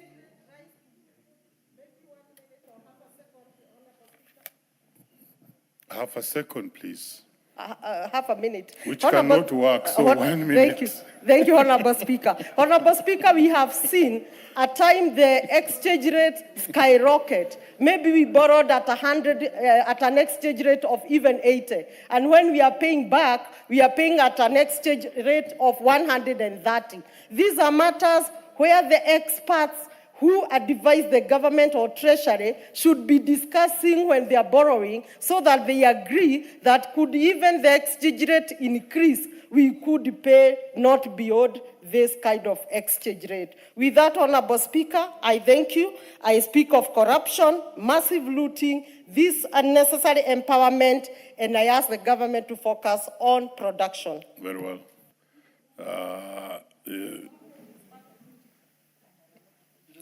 Leader, proceed, Junet Mohammed. Mr. Speaker, I rise to support the report of the committee, Mr. Speaker, on the consideration of the 2026 debt management strategy. Mr. Speaker, debt has been a big problem for this country for many years. But what I'm shocked about, people always remember the current debts. They don't remember where these debts have come from and how they have started. I was just listening to the former chairman of the budget committee shouting hoarse here that the debt is not sustainable. I don't know what. Much of these debts were incurred when he was the chairman of the budget committee. And he's the one who approved them in this house, Mr. Speaker. Mr. Speaker, I was listening on my way to Parliament that he's saying that he was complaining initially. First, you don't come with the lecture hall notes to Parliament. When you are studying somewhere, doing masters in some economic class, don't come with your notes to the House, Mr. Speaker. You come with your brain here, Mr. Speaker. You can't carry. Standing orders prohibits people from reading from notes, Mr. Speaker. You go and meet your lecturer, and then he gives you some small notes like Ile Mwakenya, old Mwakenya style. Then you come and use them here in the House, Mr. Speaker.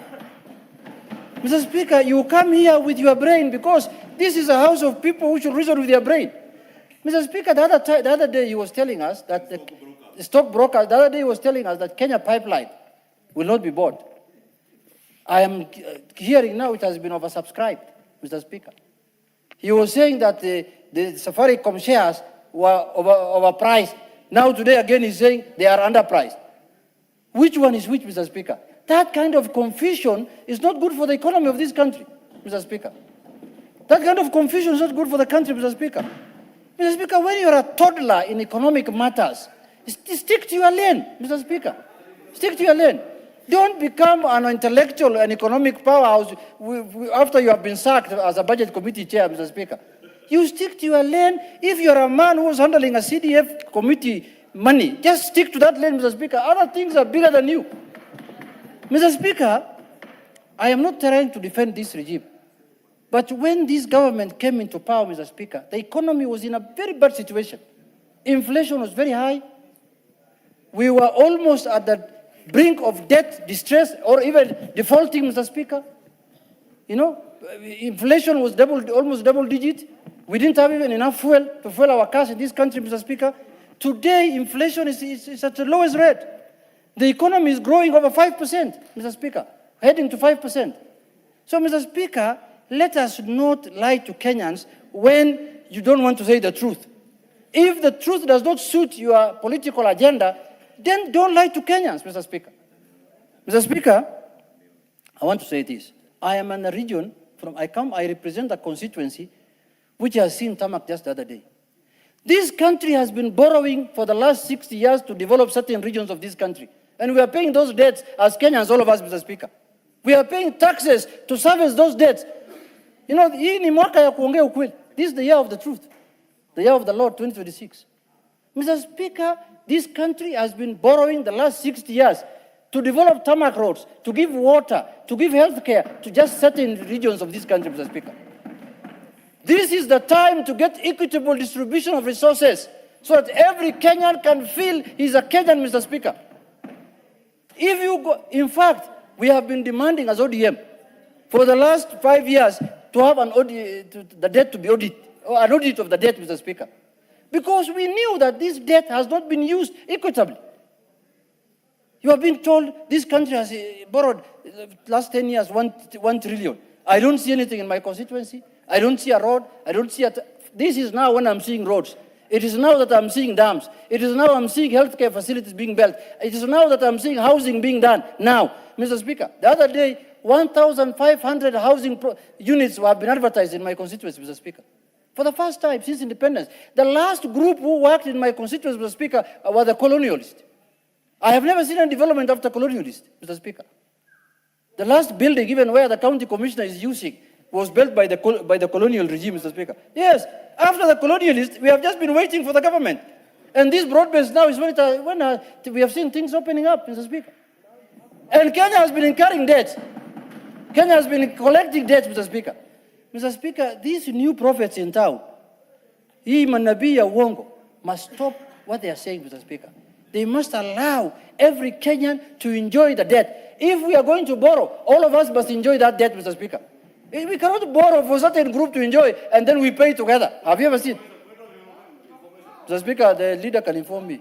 Because he's a chartered accountant. Order, Honorable General. Senior accountant in the It's country. not your prerogative. But anyway, Leader, proceed to inform Honorable. Honorable Speaker, you know, I've been to Suna, both Suna East and Suna West, and it is indeed true. And I wanted to inform the Honorable Junet that courtesy now of the alternative financing models, Suna West, Suna East, many parts in Migori County, and he can attest to that, are now seeing new markets being built, affordable housing being built. In fact, I saw a clip yesterday where somebody was saying, now even Jaluo can wave from the balcony. Those guys who patronize Bunga la Mwananchi. But more importantly, Honorable Speaker, what Junet is saying is that debt is not criminal to borrow.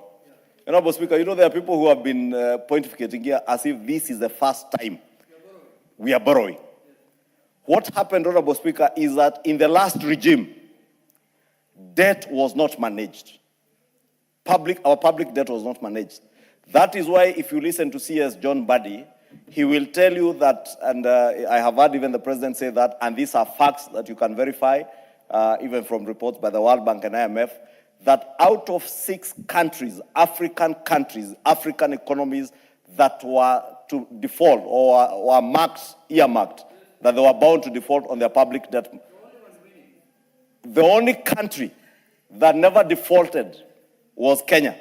All the other 5 African economies defaulted. Why? Because there has been deliberate management of public debt. And that public debt management is what we should be speaking to here, not the pontification you hear from people here who are just trying to make cheap political capital to push their village narratives, Honorable Speaker. And I must thank Honorable Junet because he has reminded us that there are many parts of this country that were secluded from development because people borrowed and that borrowing only went to certain parts of this country. And everybody was paying back that debt, Honorable Speaker. So let me inform Junet that I know even the dueling of national highways will go through Migori to Isebania so that we connect our economy to Tanzania and other economies in East Africa. Very well. Proceed to conclude. Mr. Speaker, I want to conclude by saying, you know, Mr. Speaker, I've just learned recently that politicians, when they lose their positions, either chairman of a committee or something, they can become motivational speakers.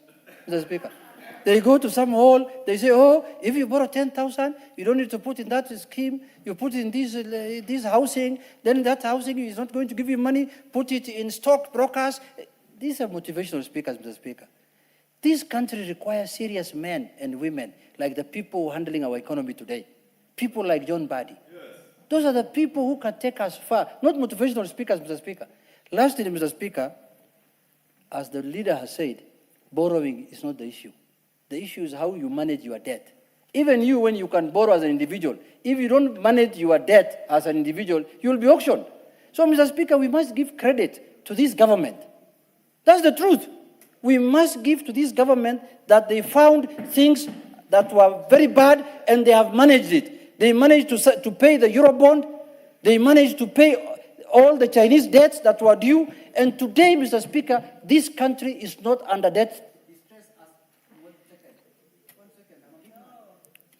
Honorable Junet, you have done very well. Add him 1 minute, he's a leader. Add him 1 minute, he's a leader. Just 1 minute. You have a microphone. Leader, you have a microphone there. Mr. Speaker, I want to conclude by saying that you remember when, after the general election, there was Eurobond to be paid. Who borrowed the Eurobond? Who put Kenya in the debt of the Eurobond? People who are destroying now my party of ODM are the people who borrowed those things, Mr. Speaker. And they're using that money now to destroy my party, Mr. Speaker. Thank you very much. Honorable Eric Muchangi. Don't get worried, members will speak to this, and I can see you. Thank you, Honorable Speaker, and allow me, Honorable Speaker, to support this report by this committee. It is, looking at it, it is a good report, and Honorable Speaker, my attention is drawn to only about 2 areas in their recommendations. On the issue of the National Treasury scaling up development expenditure, above the minimum 30%. And Honorable Speaker, one big problem we have in our country is that we borrow finances from all the sources, but not all our resources are utilized prudently, Honorable Speaker. And the same Public Finance Management Act requires that not above 35% of our resources are spent towards wages and salaries. And Honorable Speaker, looking into the budgets by our counties, which are the units that where we have our public resources utilized and spent, most of our counties have wage bills above 50%. So that tells we borrow our resources, and much of it is spent to pay wages and salaries. And I am not sure, Honorable Speaker, how sustainable this is, because we borrow as a country in the hope that most of our resources will be used to develop our country, but much of it is not utilized in the best way.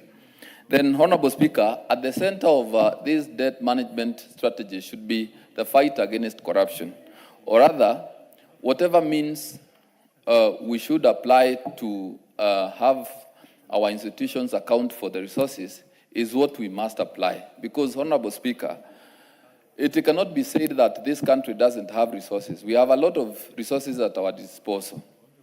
Some of it borrowed, some of it generated from our own country, but, Honorable Speaker, a lot of it is wasted through unnecessary spending, renovations, and acquisitions that are not a priority for this country. So, Honorable Speaker, even as we look into how to manage our debt as a country, we must pay a lot of attention, very keen attention, to how we manage corruption in this country, because it is a serious impediment to our growth as a country. So, Honorable Speaker, I support. We have the Honorable Tindi Mwale. He's been here for some time. Thank you, Mr. Speaker. Mr. Speaker, I rise to support the committee's report on management of on debt management strategy 2026. Mr. Speaker, from experience that we gained from the Public Accounts Committee, we have always seen the Auditor General questioning why we have interest rates on undrawn loans. And Mr. Speaker, the issue is that sometimes, or in most cases, when you are doing budgeting, we have two components, the GOK component and the donor-funded component. You will find that many of the government state departments, especially National Treasury, will go ahead and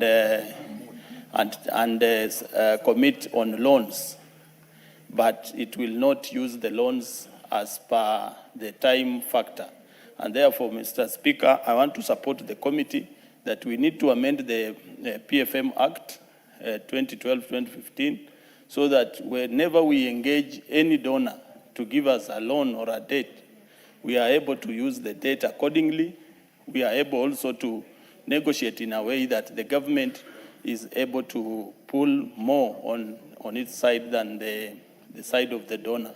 Also, Mr. Speaker, you'll find many of the debts that we have with the last regime, and I want to support the minority leader, used to borrow even commercial debt to pay government employees, Mr. Speaker. And I want to thank the committee led by Honorable Shurie that we need to manage the borrowing of debt so that if we borrow, we should specifically and seriously borrow for development, not to pay recurrent income expenditure, Mr. Speaker. And therefore, I rise to support the report, Mr. Speaker. Thank you. The Honorable Wamuchomba, followed by Honorable Mukunji.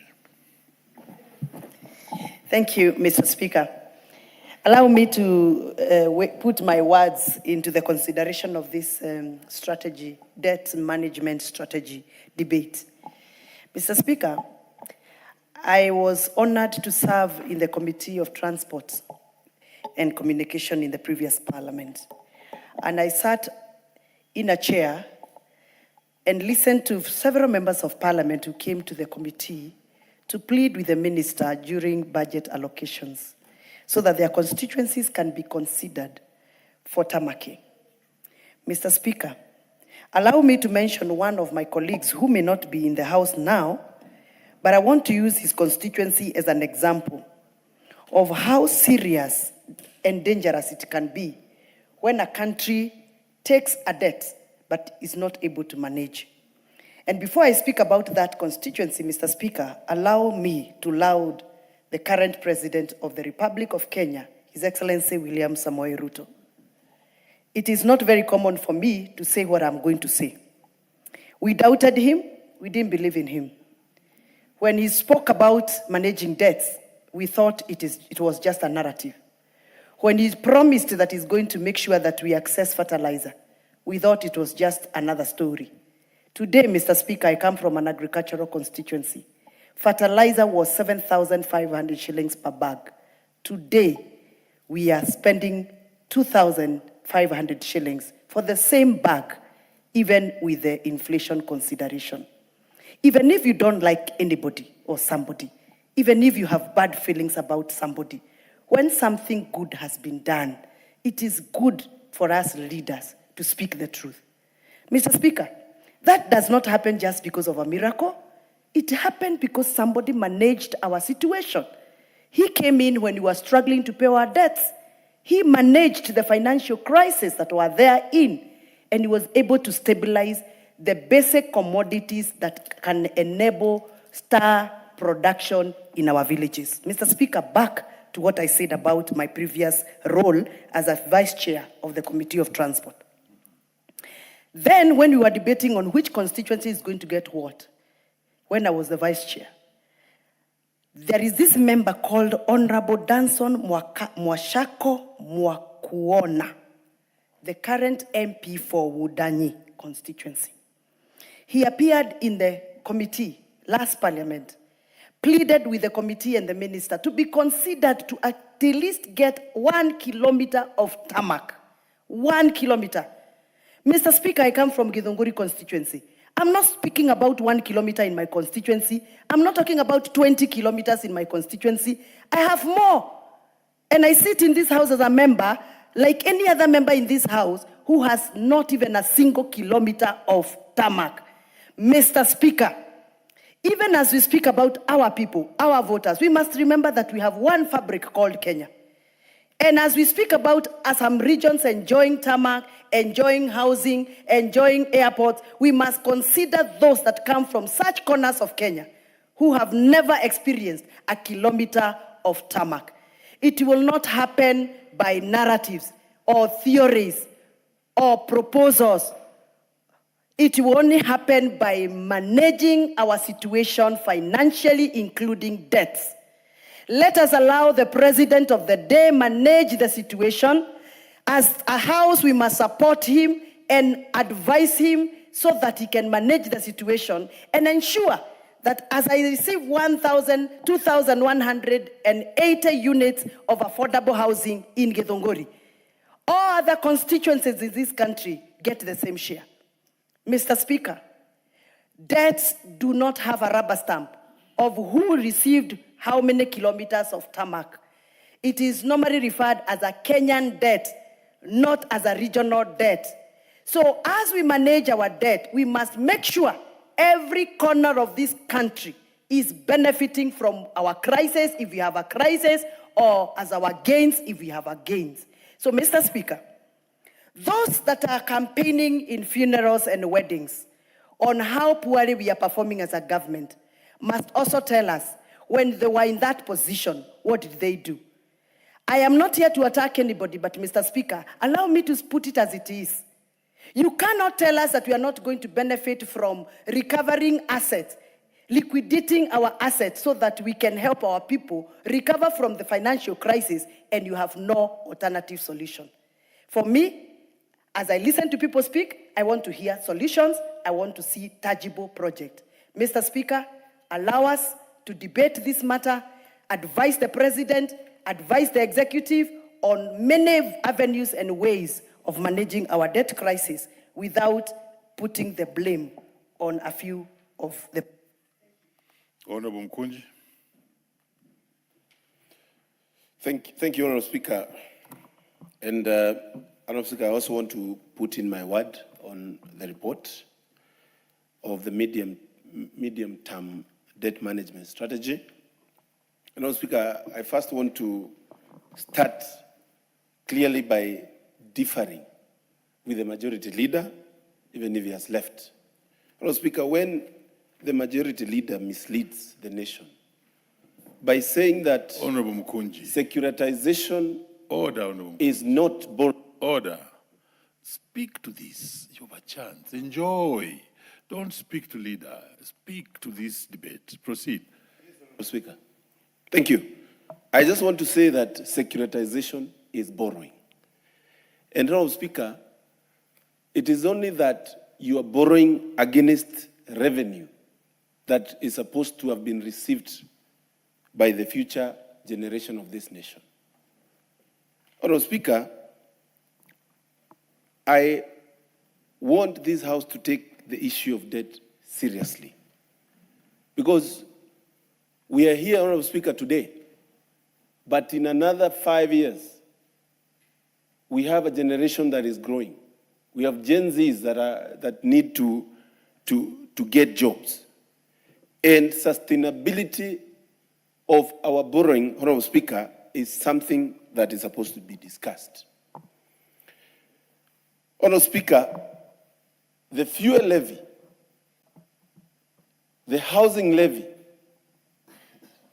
our dividends, these are things that Kenyans receive every year.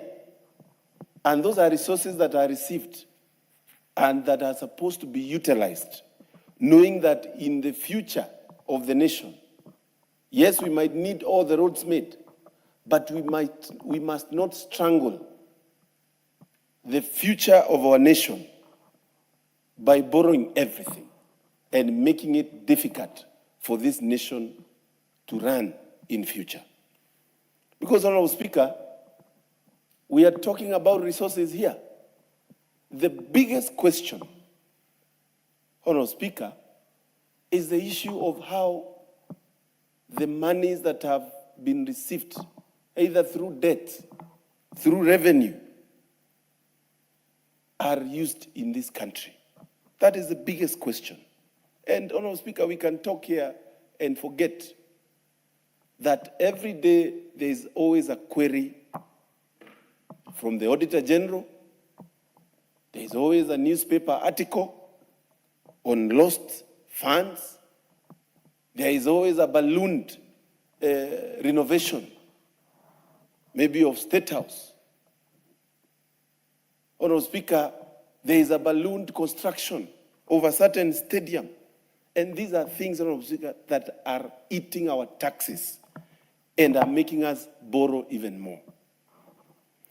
And, Honorable Speaker, preparing to read our budget this year of 4.6 trillion, with our collection previously having been around 2.6 trillion, it tells you that we are actually getting money from debt to actually fit the fiscal deficit.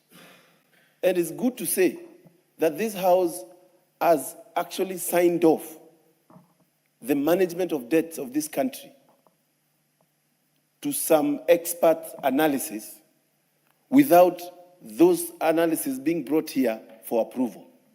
I feel, as the committee has recommended, Honorable Speaker, as the committee has recommended, all securitization. Let me hear a point of order from Honorable Muchomba.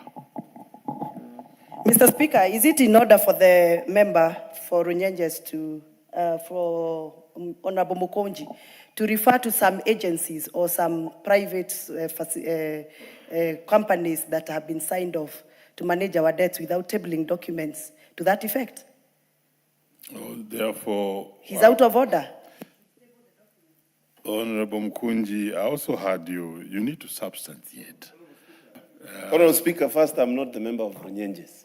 So I will not answer Honorable Amushomba. I will just continue with my contribution. Order, Honorable Mkunji. Relax. This is a house of debate, and I'll give you more time.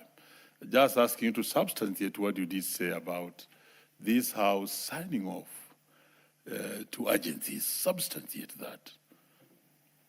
Honorable Speaker, I will just substantiate by explaining the law that we passed in this House. We passed a law and said that, Honorable Speaker, we are going to anchor our debts to the GDP. Honorable Speaker, experts must analyze and know very well that the GDP of our nation, without even the scrutiny of this House, is this much. And then after that, we are able to borrow more. And those are experts, Honorable Mushomba, that are supposed to do that.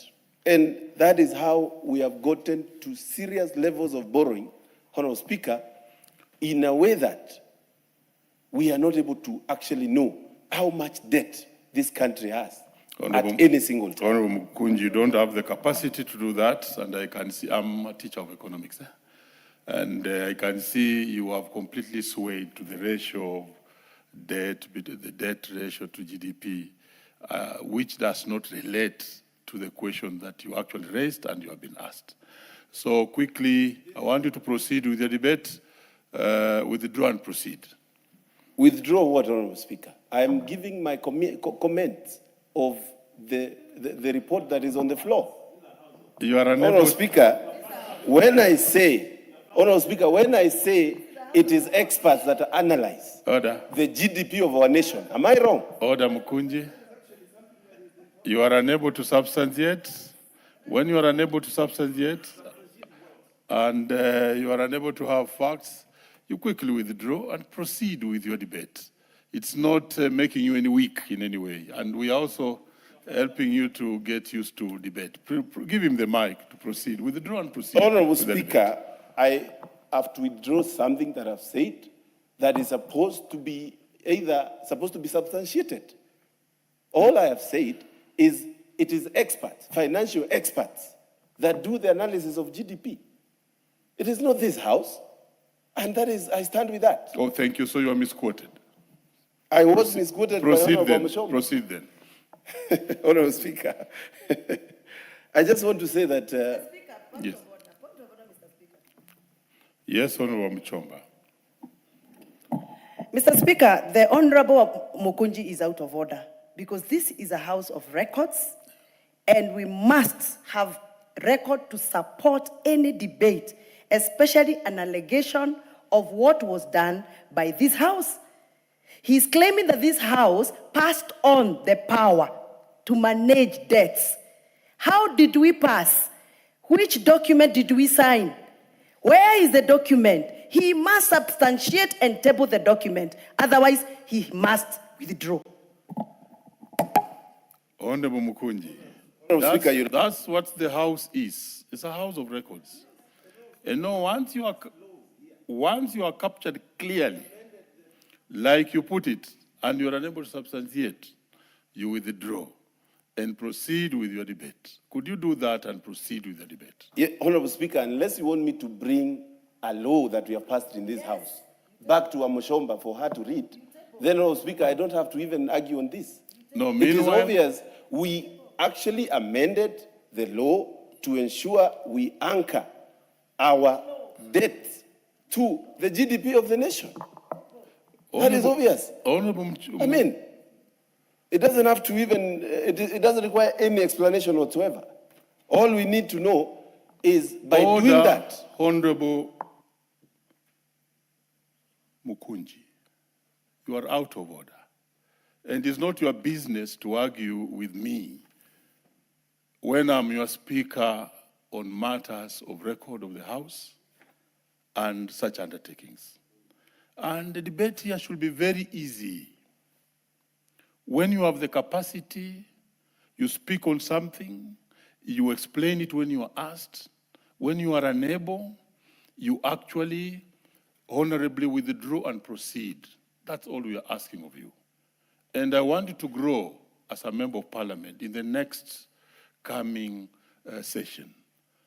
Some of us, I'm sure, we shall not be coming here. We shall be doing something else. So get used to the House.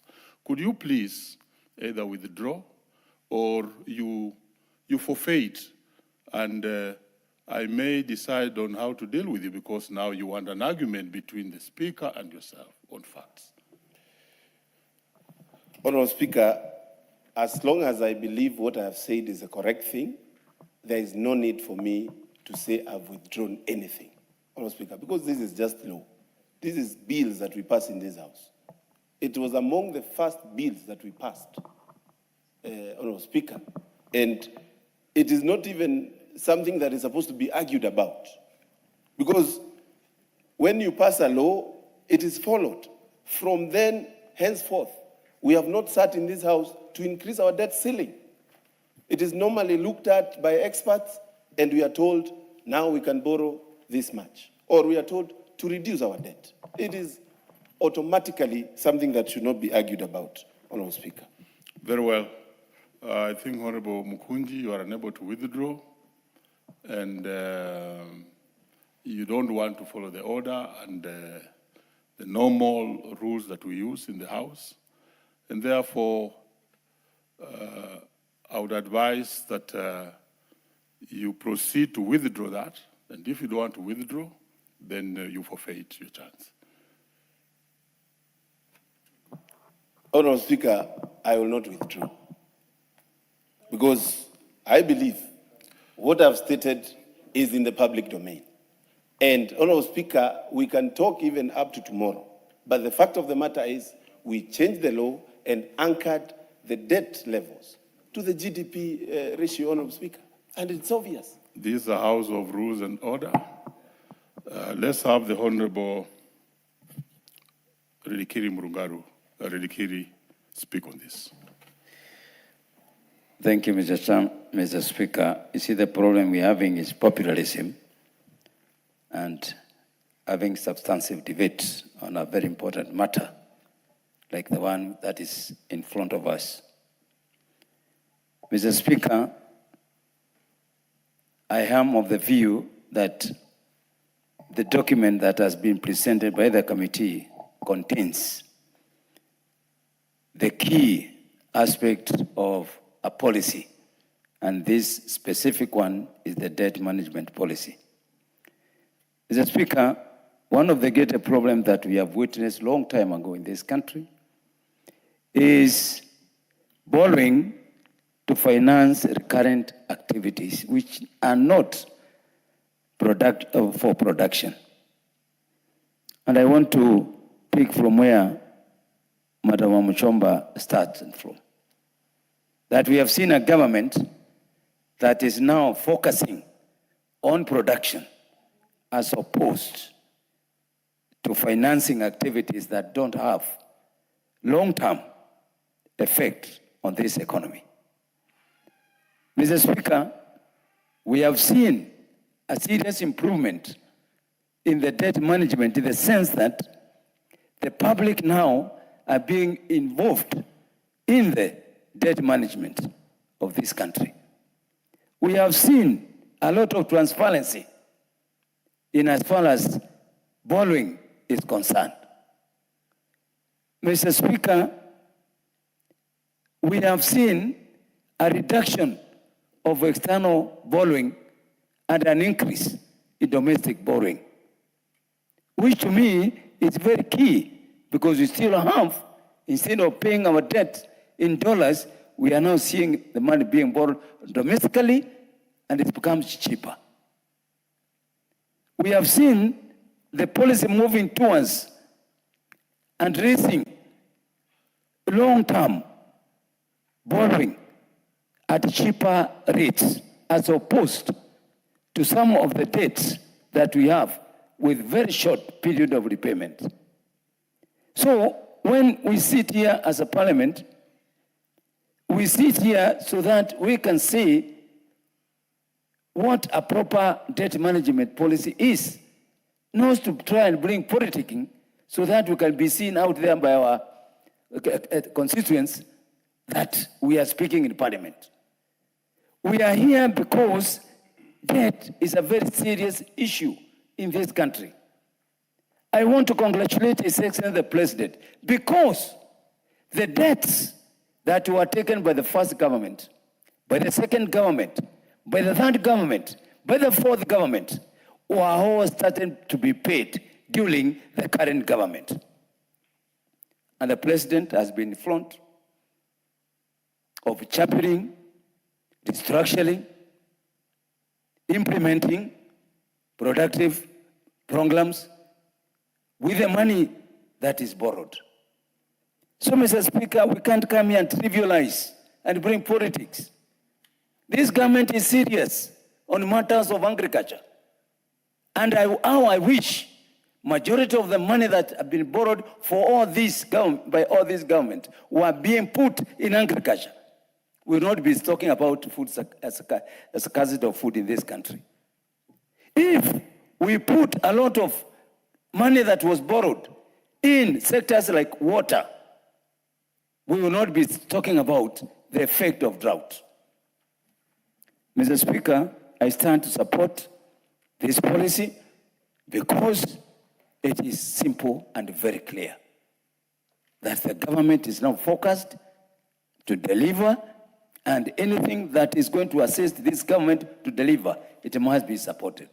So I support this policy because it's addressing the cost, the length of maturity, the cheapness of the loans, etc., etc. I thank you. Very well, honorable members. I think the time for this particular debate is already exhausted. I want to call upon the mover to reply. Thank you, Honorable Speaker, and I would like to take this opportunity to reply on behalf of the Chairman, Abdi Shuriye, and his committee.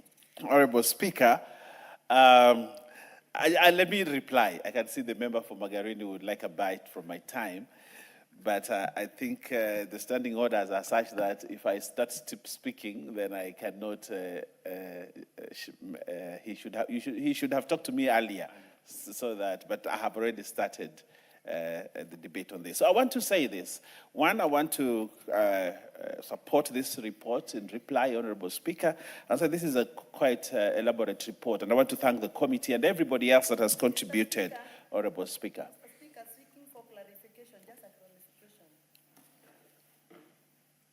Yes, Honorable Mchomba. Mr. Speaker, I just wanted to ask whether it is in order or you can guide whether he can donate a minute to the honorable member who's been waiting. Indeed, he should have had that chance, but somewhat he was not informed, so he went ahead to proceed.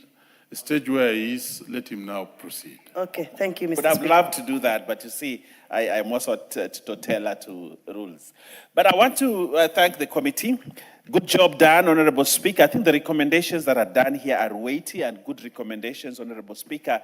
That the 9 recommendations that have been made by the committee on the how to manage debt, Honorable Speaker, are things that are significant, and when followed, Honorable Speaker, will put debt on the right trajectory. Honorable Speaker, I also want to reiterate, this is the first time I'm seeing debt being managed in this country. We have been here many years and debt has been taken. Money has been borrowed. But just like the analogy that was used by Honorable Wamushomba about the member for Wundanyi, that he said that he would like at least to have 1 kilometer of road. I want to report to you, my relatives actually come from that side, and I can tell you there is now more than 1 kilometer of tarmac in Wundanyi constituency, Honorable Speaker. And that is what is about debt management. Debt management, Honorable Speaker, is about using the debt to develop the country in all places. For me, that is what managing debt is about. It is not about the things that we hear from people here who bring their professors' lecture notes to this assembly, pseudo-economists who come here and lecture us the same things they have been saying from 2022 to to now are the same things that they say here, they say in radio stations, they say in lecture rooms, they say in tea parties, they say in birthday parties, they say in weddings, Honorable Speaker. The same speech, Honorable Speaker, if you check the Hansard, it is just the same thoughts, same ideas, same everything. I am afraid that probably somebody went and crammed lecture notes and comes to this parliament, regurgitates them, goes to the next place, says the same thing. Honorable Speaker, we had the issue of the IPO for KP for the pipeline, Honorable Speaker. Somehow, whatever they used to predict here has not happened. Actually, it has been oversubscribed heavily, Honorable Speaker.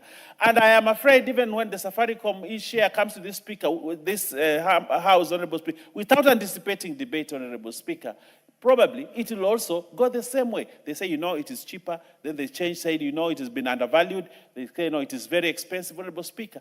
We want to tell these guys that are bitter because they have lost a position in this parliament. There is time, take time to grow. If you graduated with a master's degree yesterday, it doesn't mean you actually have the experience to be able to give lectures and to talk to people about economics.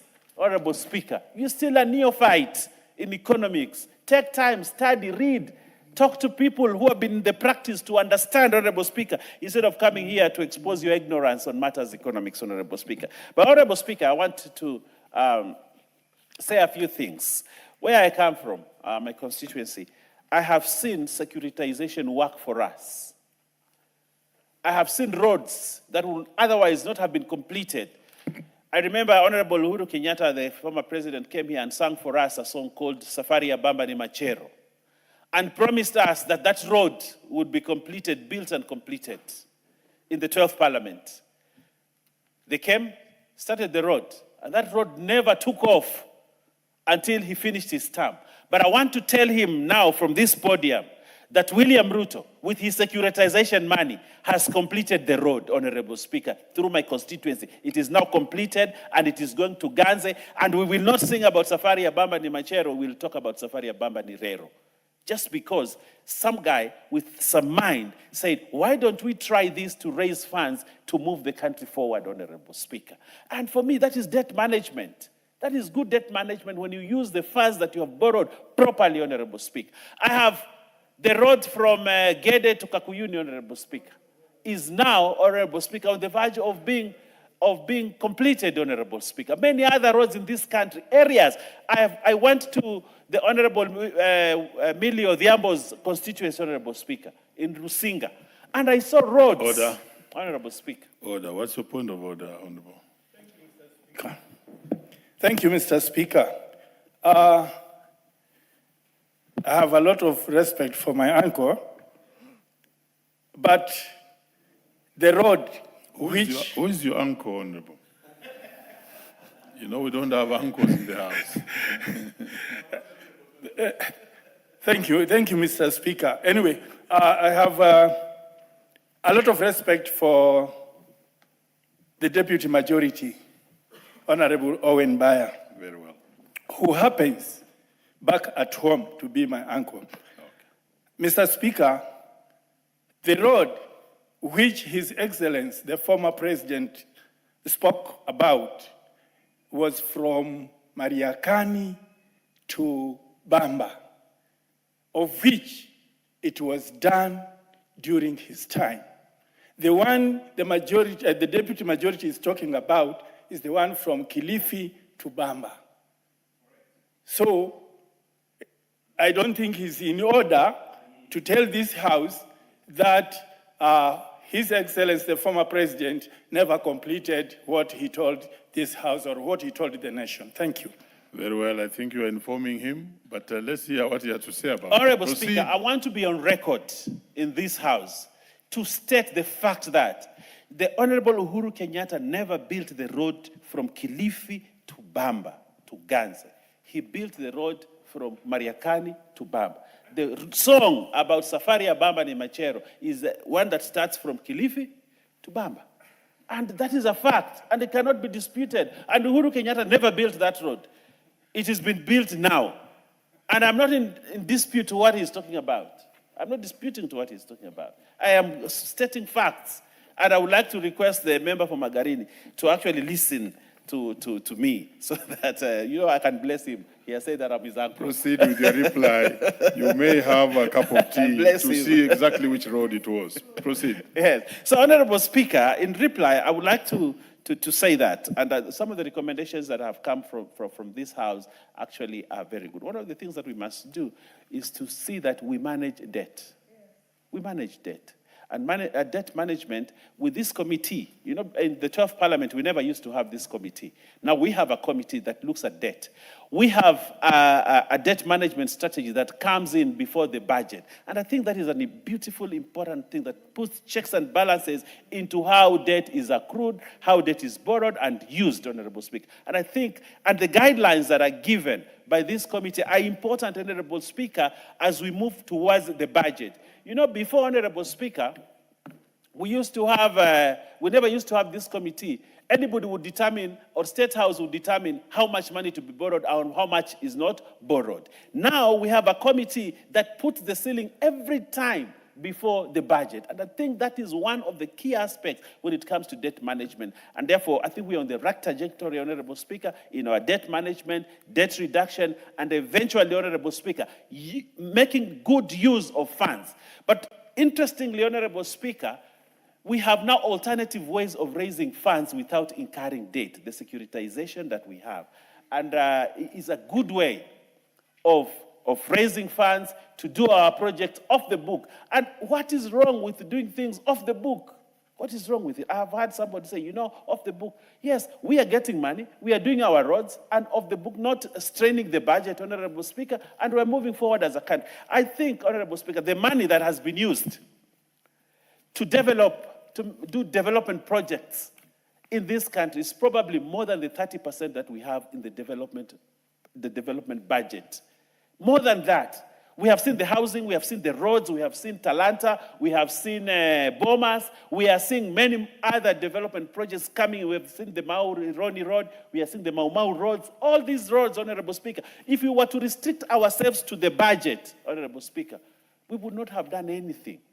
But thank God for this government, Honorable Speaker, that is able to think outside the box without incurring and increasing debt, Honorable Speaker. We are moving forward as a country. So I want to thank the committee and say congratulations for this good document. And I want to request Treasury to study this so that as we move forward, we are able to manage our debt well, use the resources well, and develop every part of this country as it should be, Honorable Speaker. I thank you, Honorable Speaker.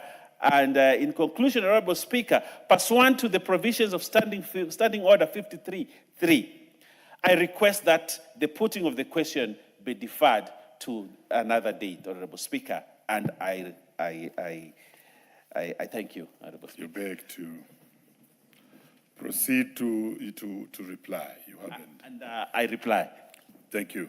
And as you have really requested, we shall defer putting of the question to the next session. Next order.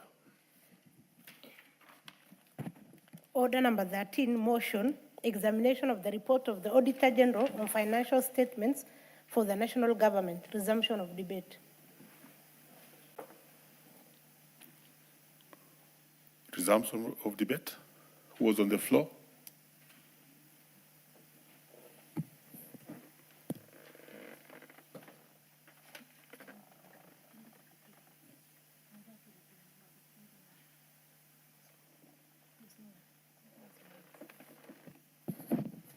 Very well. There was no one who was on the floor. And if there's no further interest in that one, I may call upon the mover to reply. Honorable Tindi Mwale. Thank you, Mr. Speaker. Mr. Speaker, I rise to reply. Mr. Speaker, on behalf of the Public Accounts Committee, I wish to respond to the issues and first of all thank the honorable members who contributed to this report, Mr. Speaker. I also want to comment on the issues raised by honorable members during the debate on the committee's report of the Auditor General's report for the financial year 2022-2023. Mr. Speaker, allow me to first of all convey my sincere appreciation to the office of the Honorable Speaker. Mr. Speaker, I also want to convey special appreciation to the office of the clerk. And also, Honorable Speaker, I want to convey a special appreciation to the honorable members for the robust debate and insightful contribution made by honorable members in this important report. Mr. Speaker, the committee, the Public Accounts Committee, highlighted certain recommendations. And I'm very glad that also members of this House have raised the same. And I want to assure this House that the committee did a very good job on this report, and that this report is going to streamline accountability. It is going to streamline use of public funds, Mr. Speaker. It's also going to streamline transparency when it comes to management of public funds, Mr. Speaker.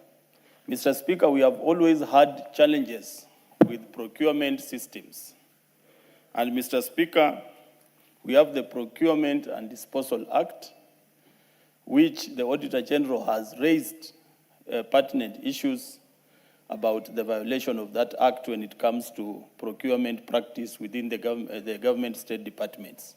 This report, Mr. Speaker, has gone further to outline measures and gone further to recommend a reprimand and even as a charge for officers who don't adhere to procurement laws, Mr. Speaker. Mr. Speaker, also we have issues, just as I had raised when I was moving, about the lack of internal audit function. Mr. Speaker, this report has gone further to outline that many state departments lack that function, and if they have it, it's very weak. And therefore, the recommendation is very clear that those state departments that do not adhere to the law of having an internal audit function will face the law, and also the state officers will be surcharged for failure to put internal audit function, Mr. Speaker. Mr. Speaker, we have been debating about the management of debt strategy 2026. This report has outlined an issue about interest on undrawn loans, Mr. Speaker. And this issue, the committee has recommended that the National Treasury needs to commit only on debts or loans that they are able to use satisfactorily. Because you find in many cases, the National Treasury commits on loans, the loans start earning interest, but government is very slow on implementing the projects which absorb the funds, Mr. Speaker. And therefore, the committee also went further to give recommendation about that, Mr. Speaker. Mr. Speaker, in the interest of time, I would have outlined so many other recommendations, Mr. Speaker, but I want to assure this House that the Public Accounts Committee is committed to making sure that the oversight role, in conjunction with the Office of the Auditor General, the oversight role is attained to best levels, and that this House will find better recommendations in this report, Mr. Speaker. Mr. Speaker, just to read, because in the case of revenue allocation formula, this report is the one that will give the guidance on the figure which will be used for the revenue allocation, Mr. Speaker. And I want to read paragraph 27 of the report so that it's captured on the floor of the House, Mr. Speaker. And it goes and says that during the 2022-2023 financial year, total revenue recorded under various revenue statements as received by the national government amounted to Kenya shillings 2,166,911,930,466.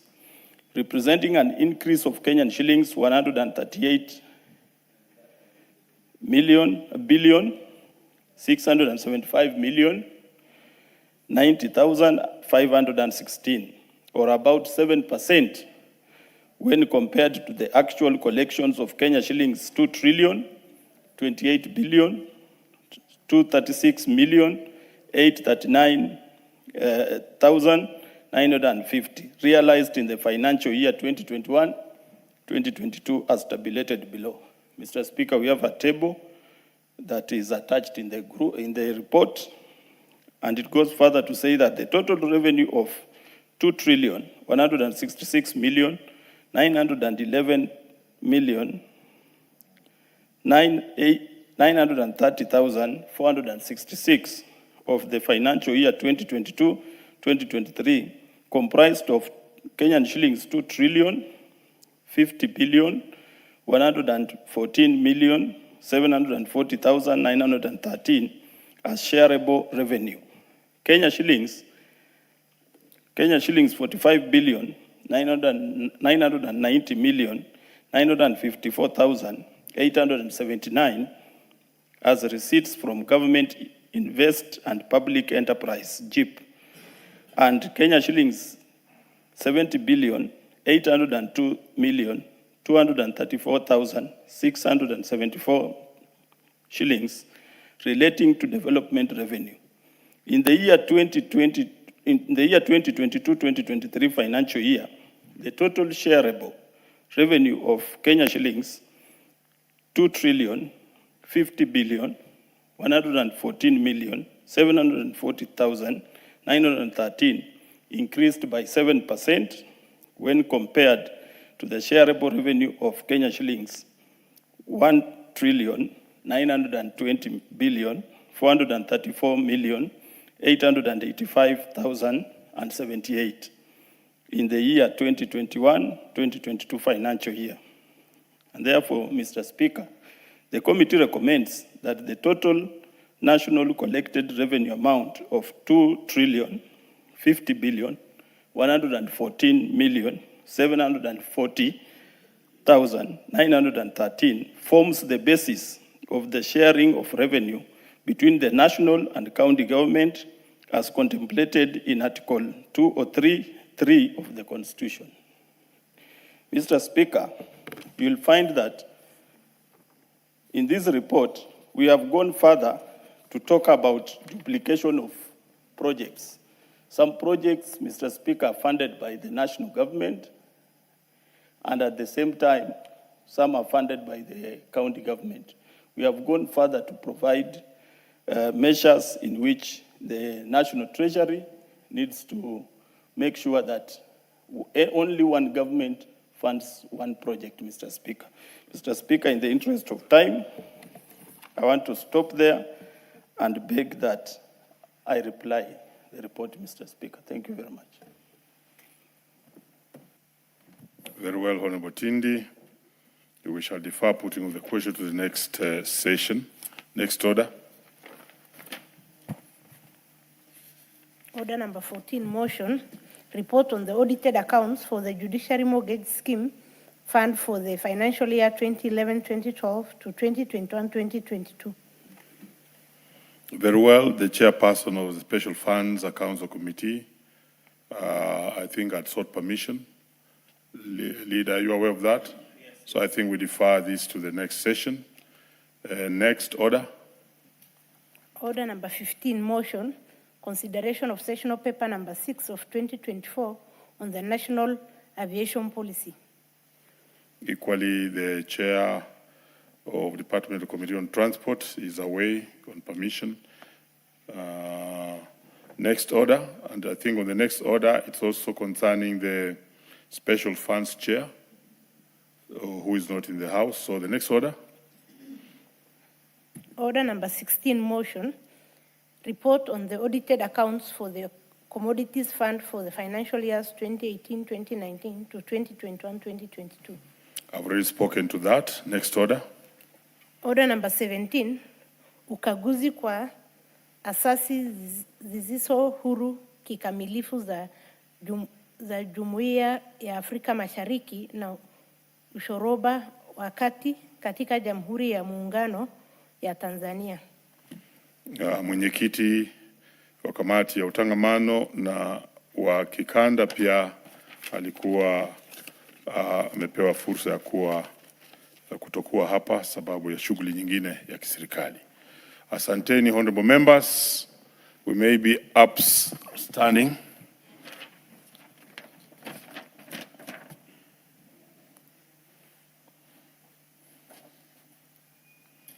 Honorable members, and the time being 6:53 p.m., this House stands adjourned until Tuesday, 3rd March 2026 at 2:30 p.m.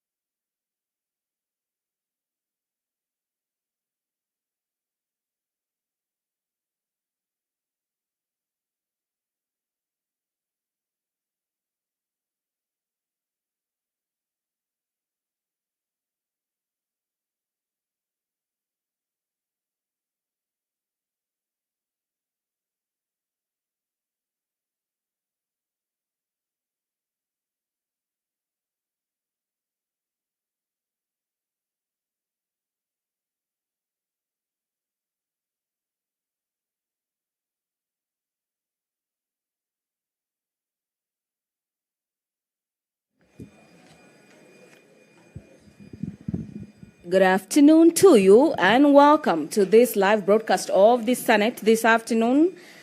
It is the 26th day of February 2026, a very special day that you are joining us for this live broadcast brought to you by the Kenya Broadcasting Corporation in partnership with the Parliamentary Broadcasting Unit. A lot has been lined up for the House to consider during this afternoon session. And given priority in today's order paper is the Mining Amendment Bill, Senate Bills number 22 of the year 2025 by Senator Karen Nyamu.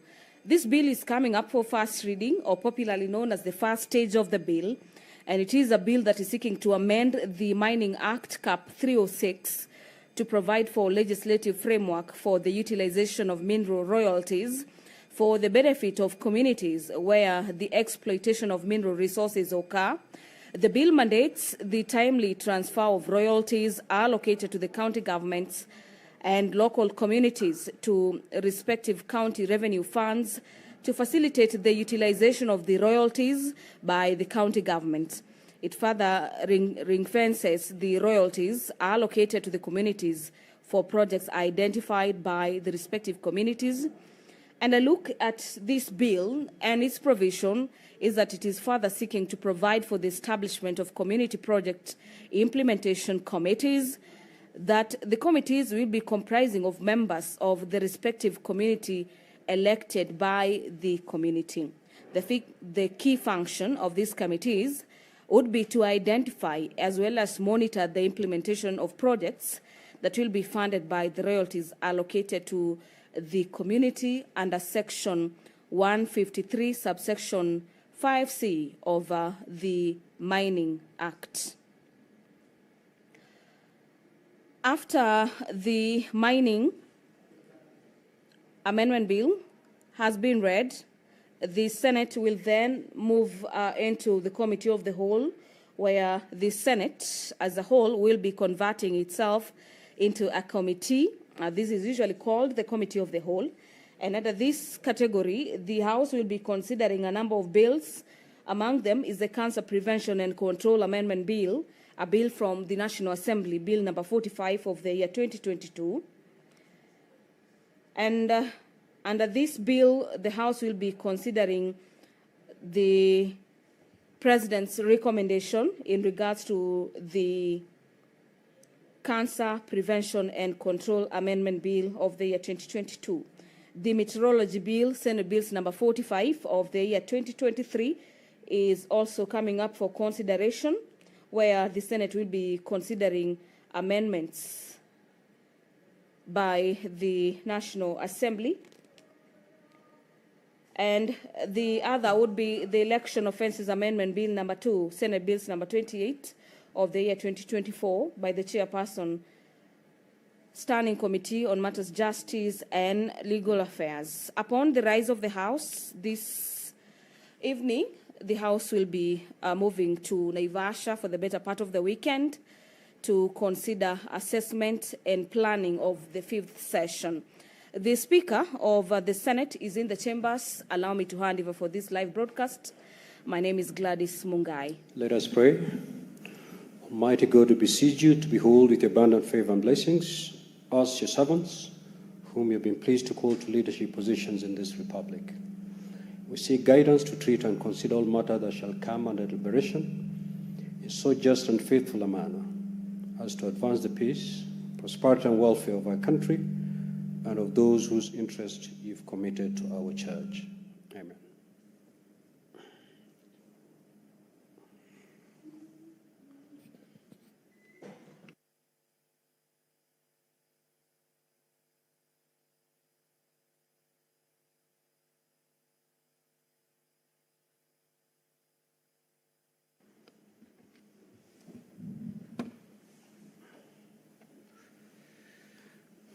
Clerk, do we have quorum? Sergeant at Arms, kindly ring the quorum bell for 10 minutes.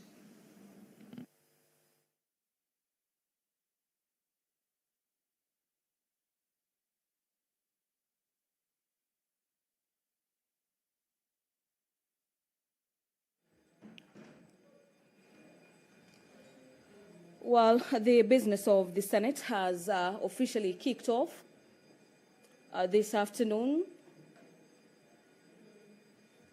And upon the commencement of the House is experiencing a little quorum hitch. And the Speaker of the Senate, Honorable Amason Kingi, guided by the House standing orders, has directed the Sergeant-at-Arms to ring the quorum bell for 10 minutes for senators who are yet to make their way into the chamber this afternoon to do exactly that. They are already doing that. After that alert from the quorum bell, and immediately the House quorates will be handing you over back into the proceedings in the chamber. But before I handed you over for this live broadcast, I was just telling you about the Senate Assessment and Planning Retreat for the 5th session, where the House will be convening in Naivasha in Nakuru County for the better part of this weekend, where senators will be holding a retreat, as has been the tradition at the beginning of each session.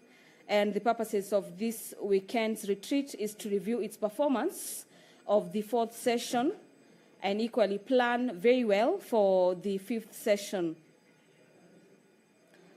The theme of this retreat is advancing the Senate's agenda, where they'll be reviewing, strategizing, and ensuring that there is sustainable progress of House business.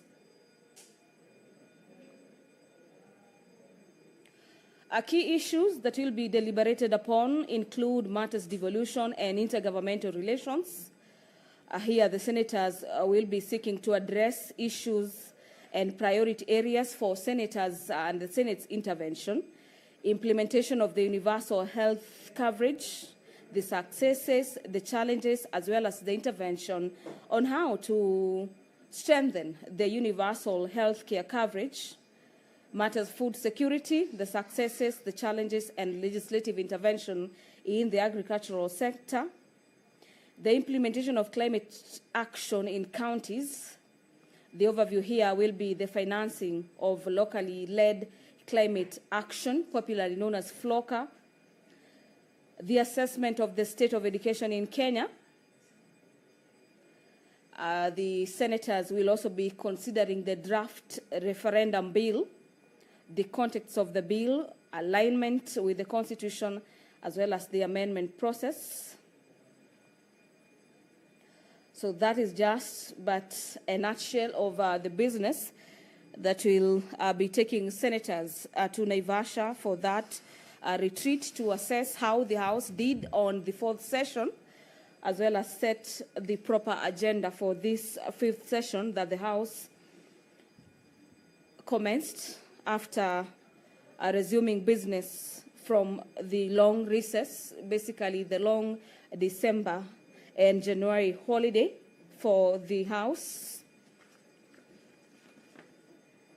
Away from that business, the Senate is also set to resume debate this afternoon on the Culture Bill, a bill originating from the National Assembly, Bill number 12 of the year 2024. It is a bill by the leader of the majority party that the Senate will be resuming debates on this bill that was interrupted on the 25th day of February 2026, basically last evening, where the senators were debating the Culture Bill and the provisions of the bill. The Public Audit Amendment Bill, originating from the National Assembly, senators will this afternoon be debating various amendments proposed to the already existing Act on Public Audit. And this bill is seeking to further tighten the gaps on matters audit and usage of funds allocated to various state agencies, as well as ministries and county governments, basically are trying to streamline matters audit.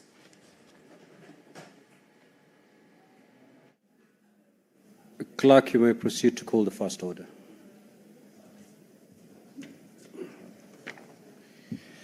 Order number 1, administration of oath.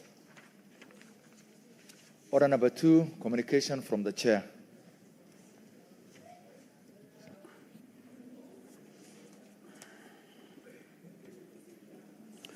Honorable Senators, I'd like to acknowledge the presence in the Speaker's Gallery this afternoon, a visiting delegation of members of staff from the County Assembly of Bungoma, who are undertaking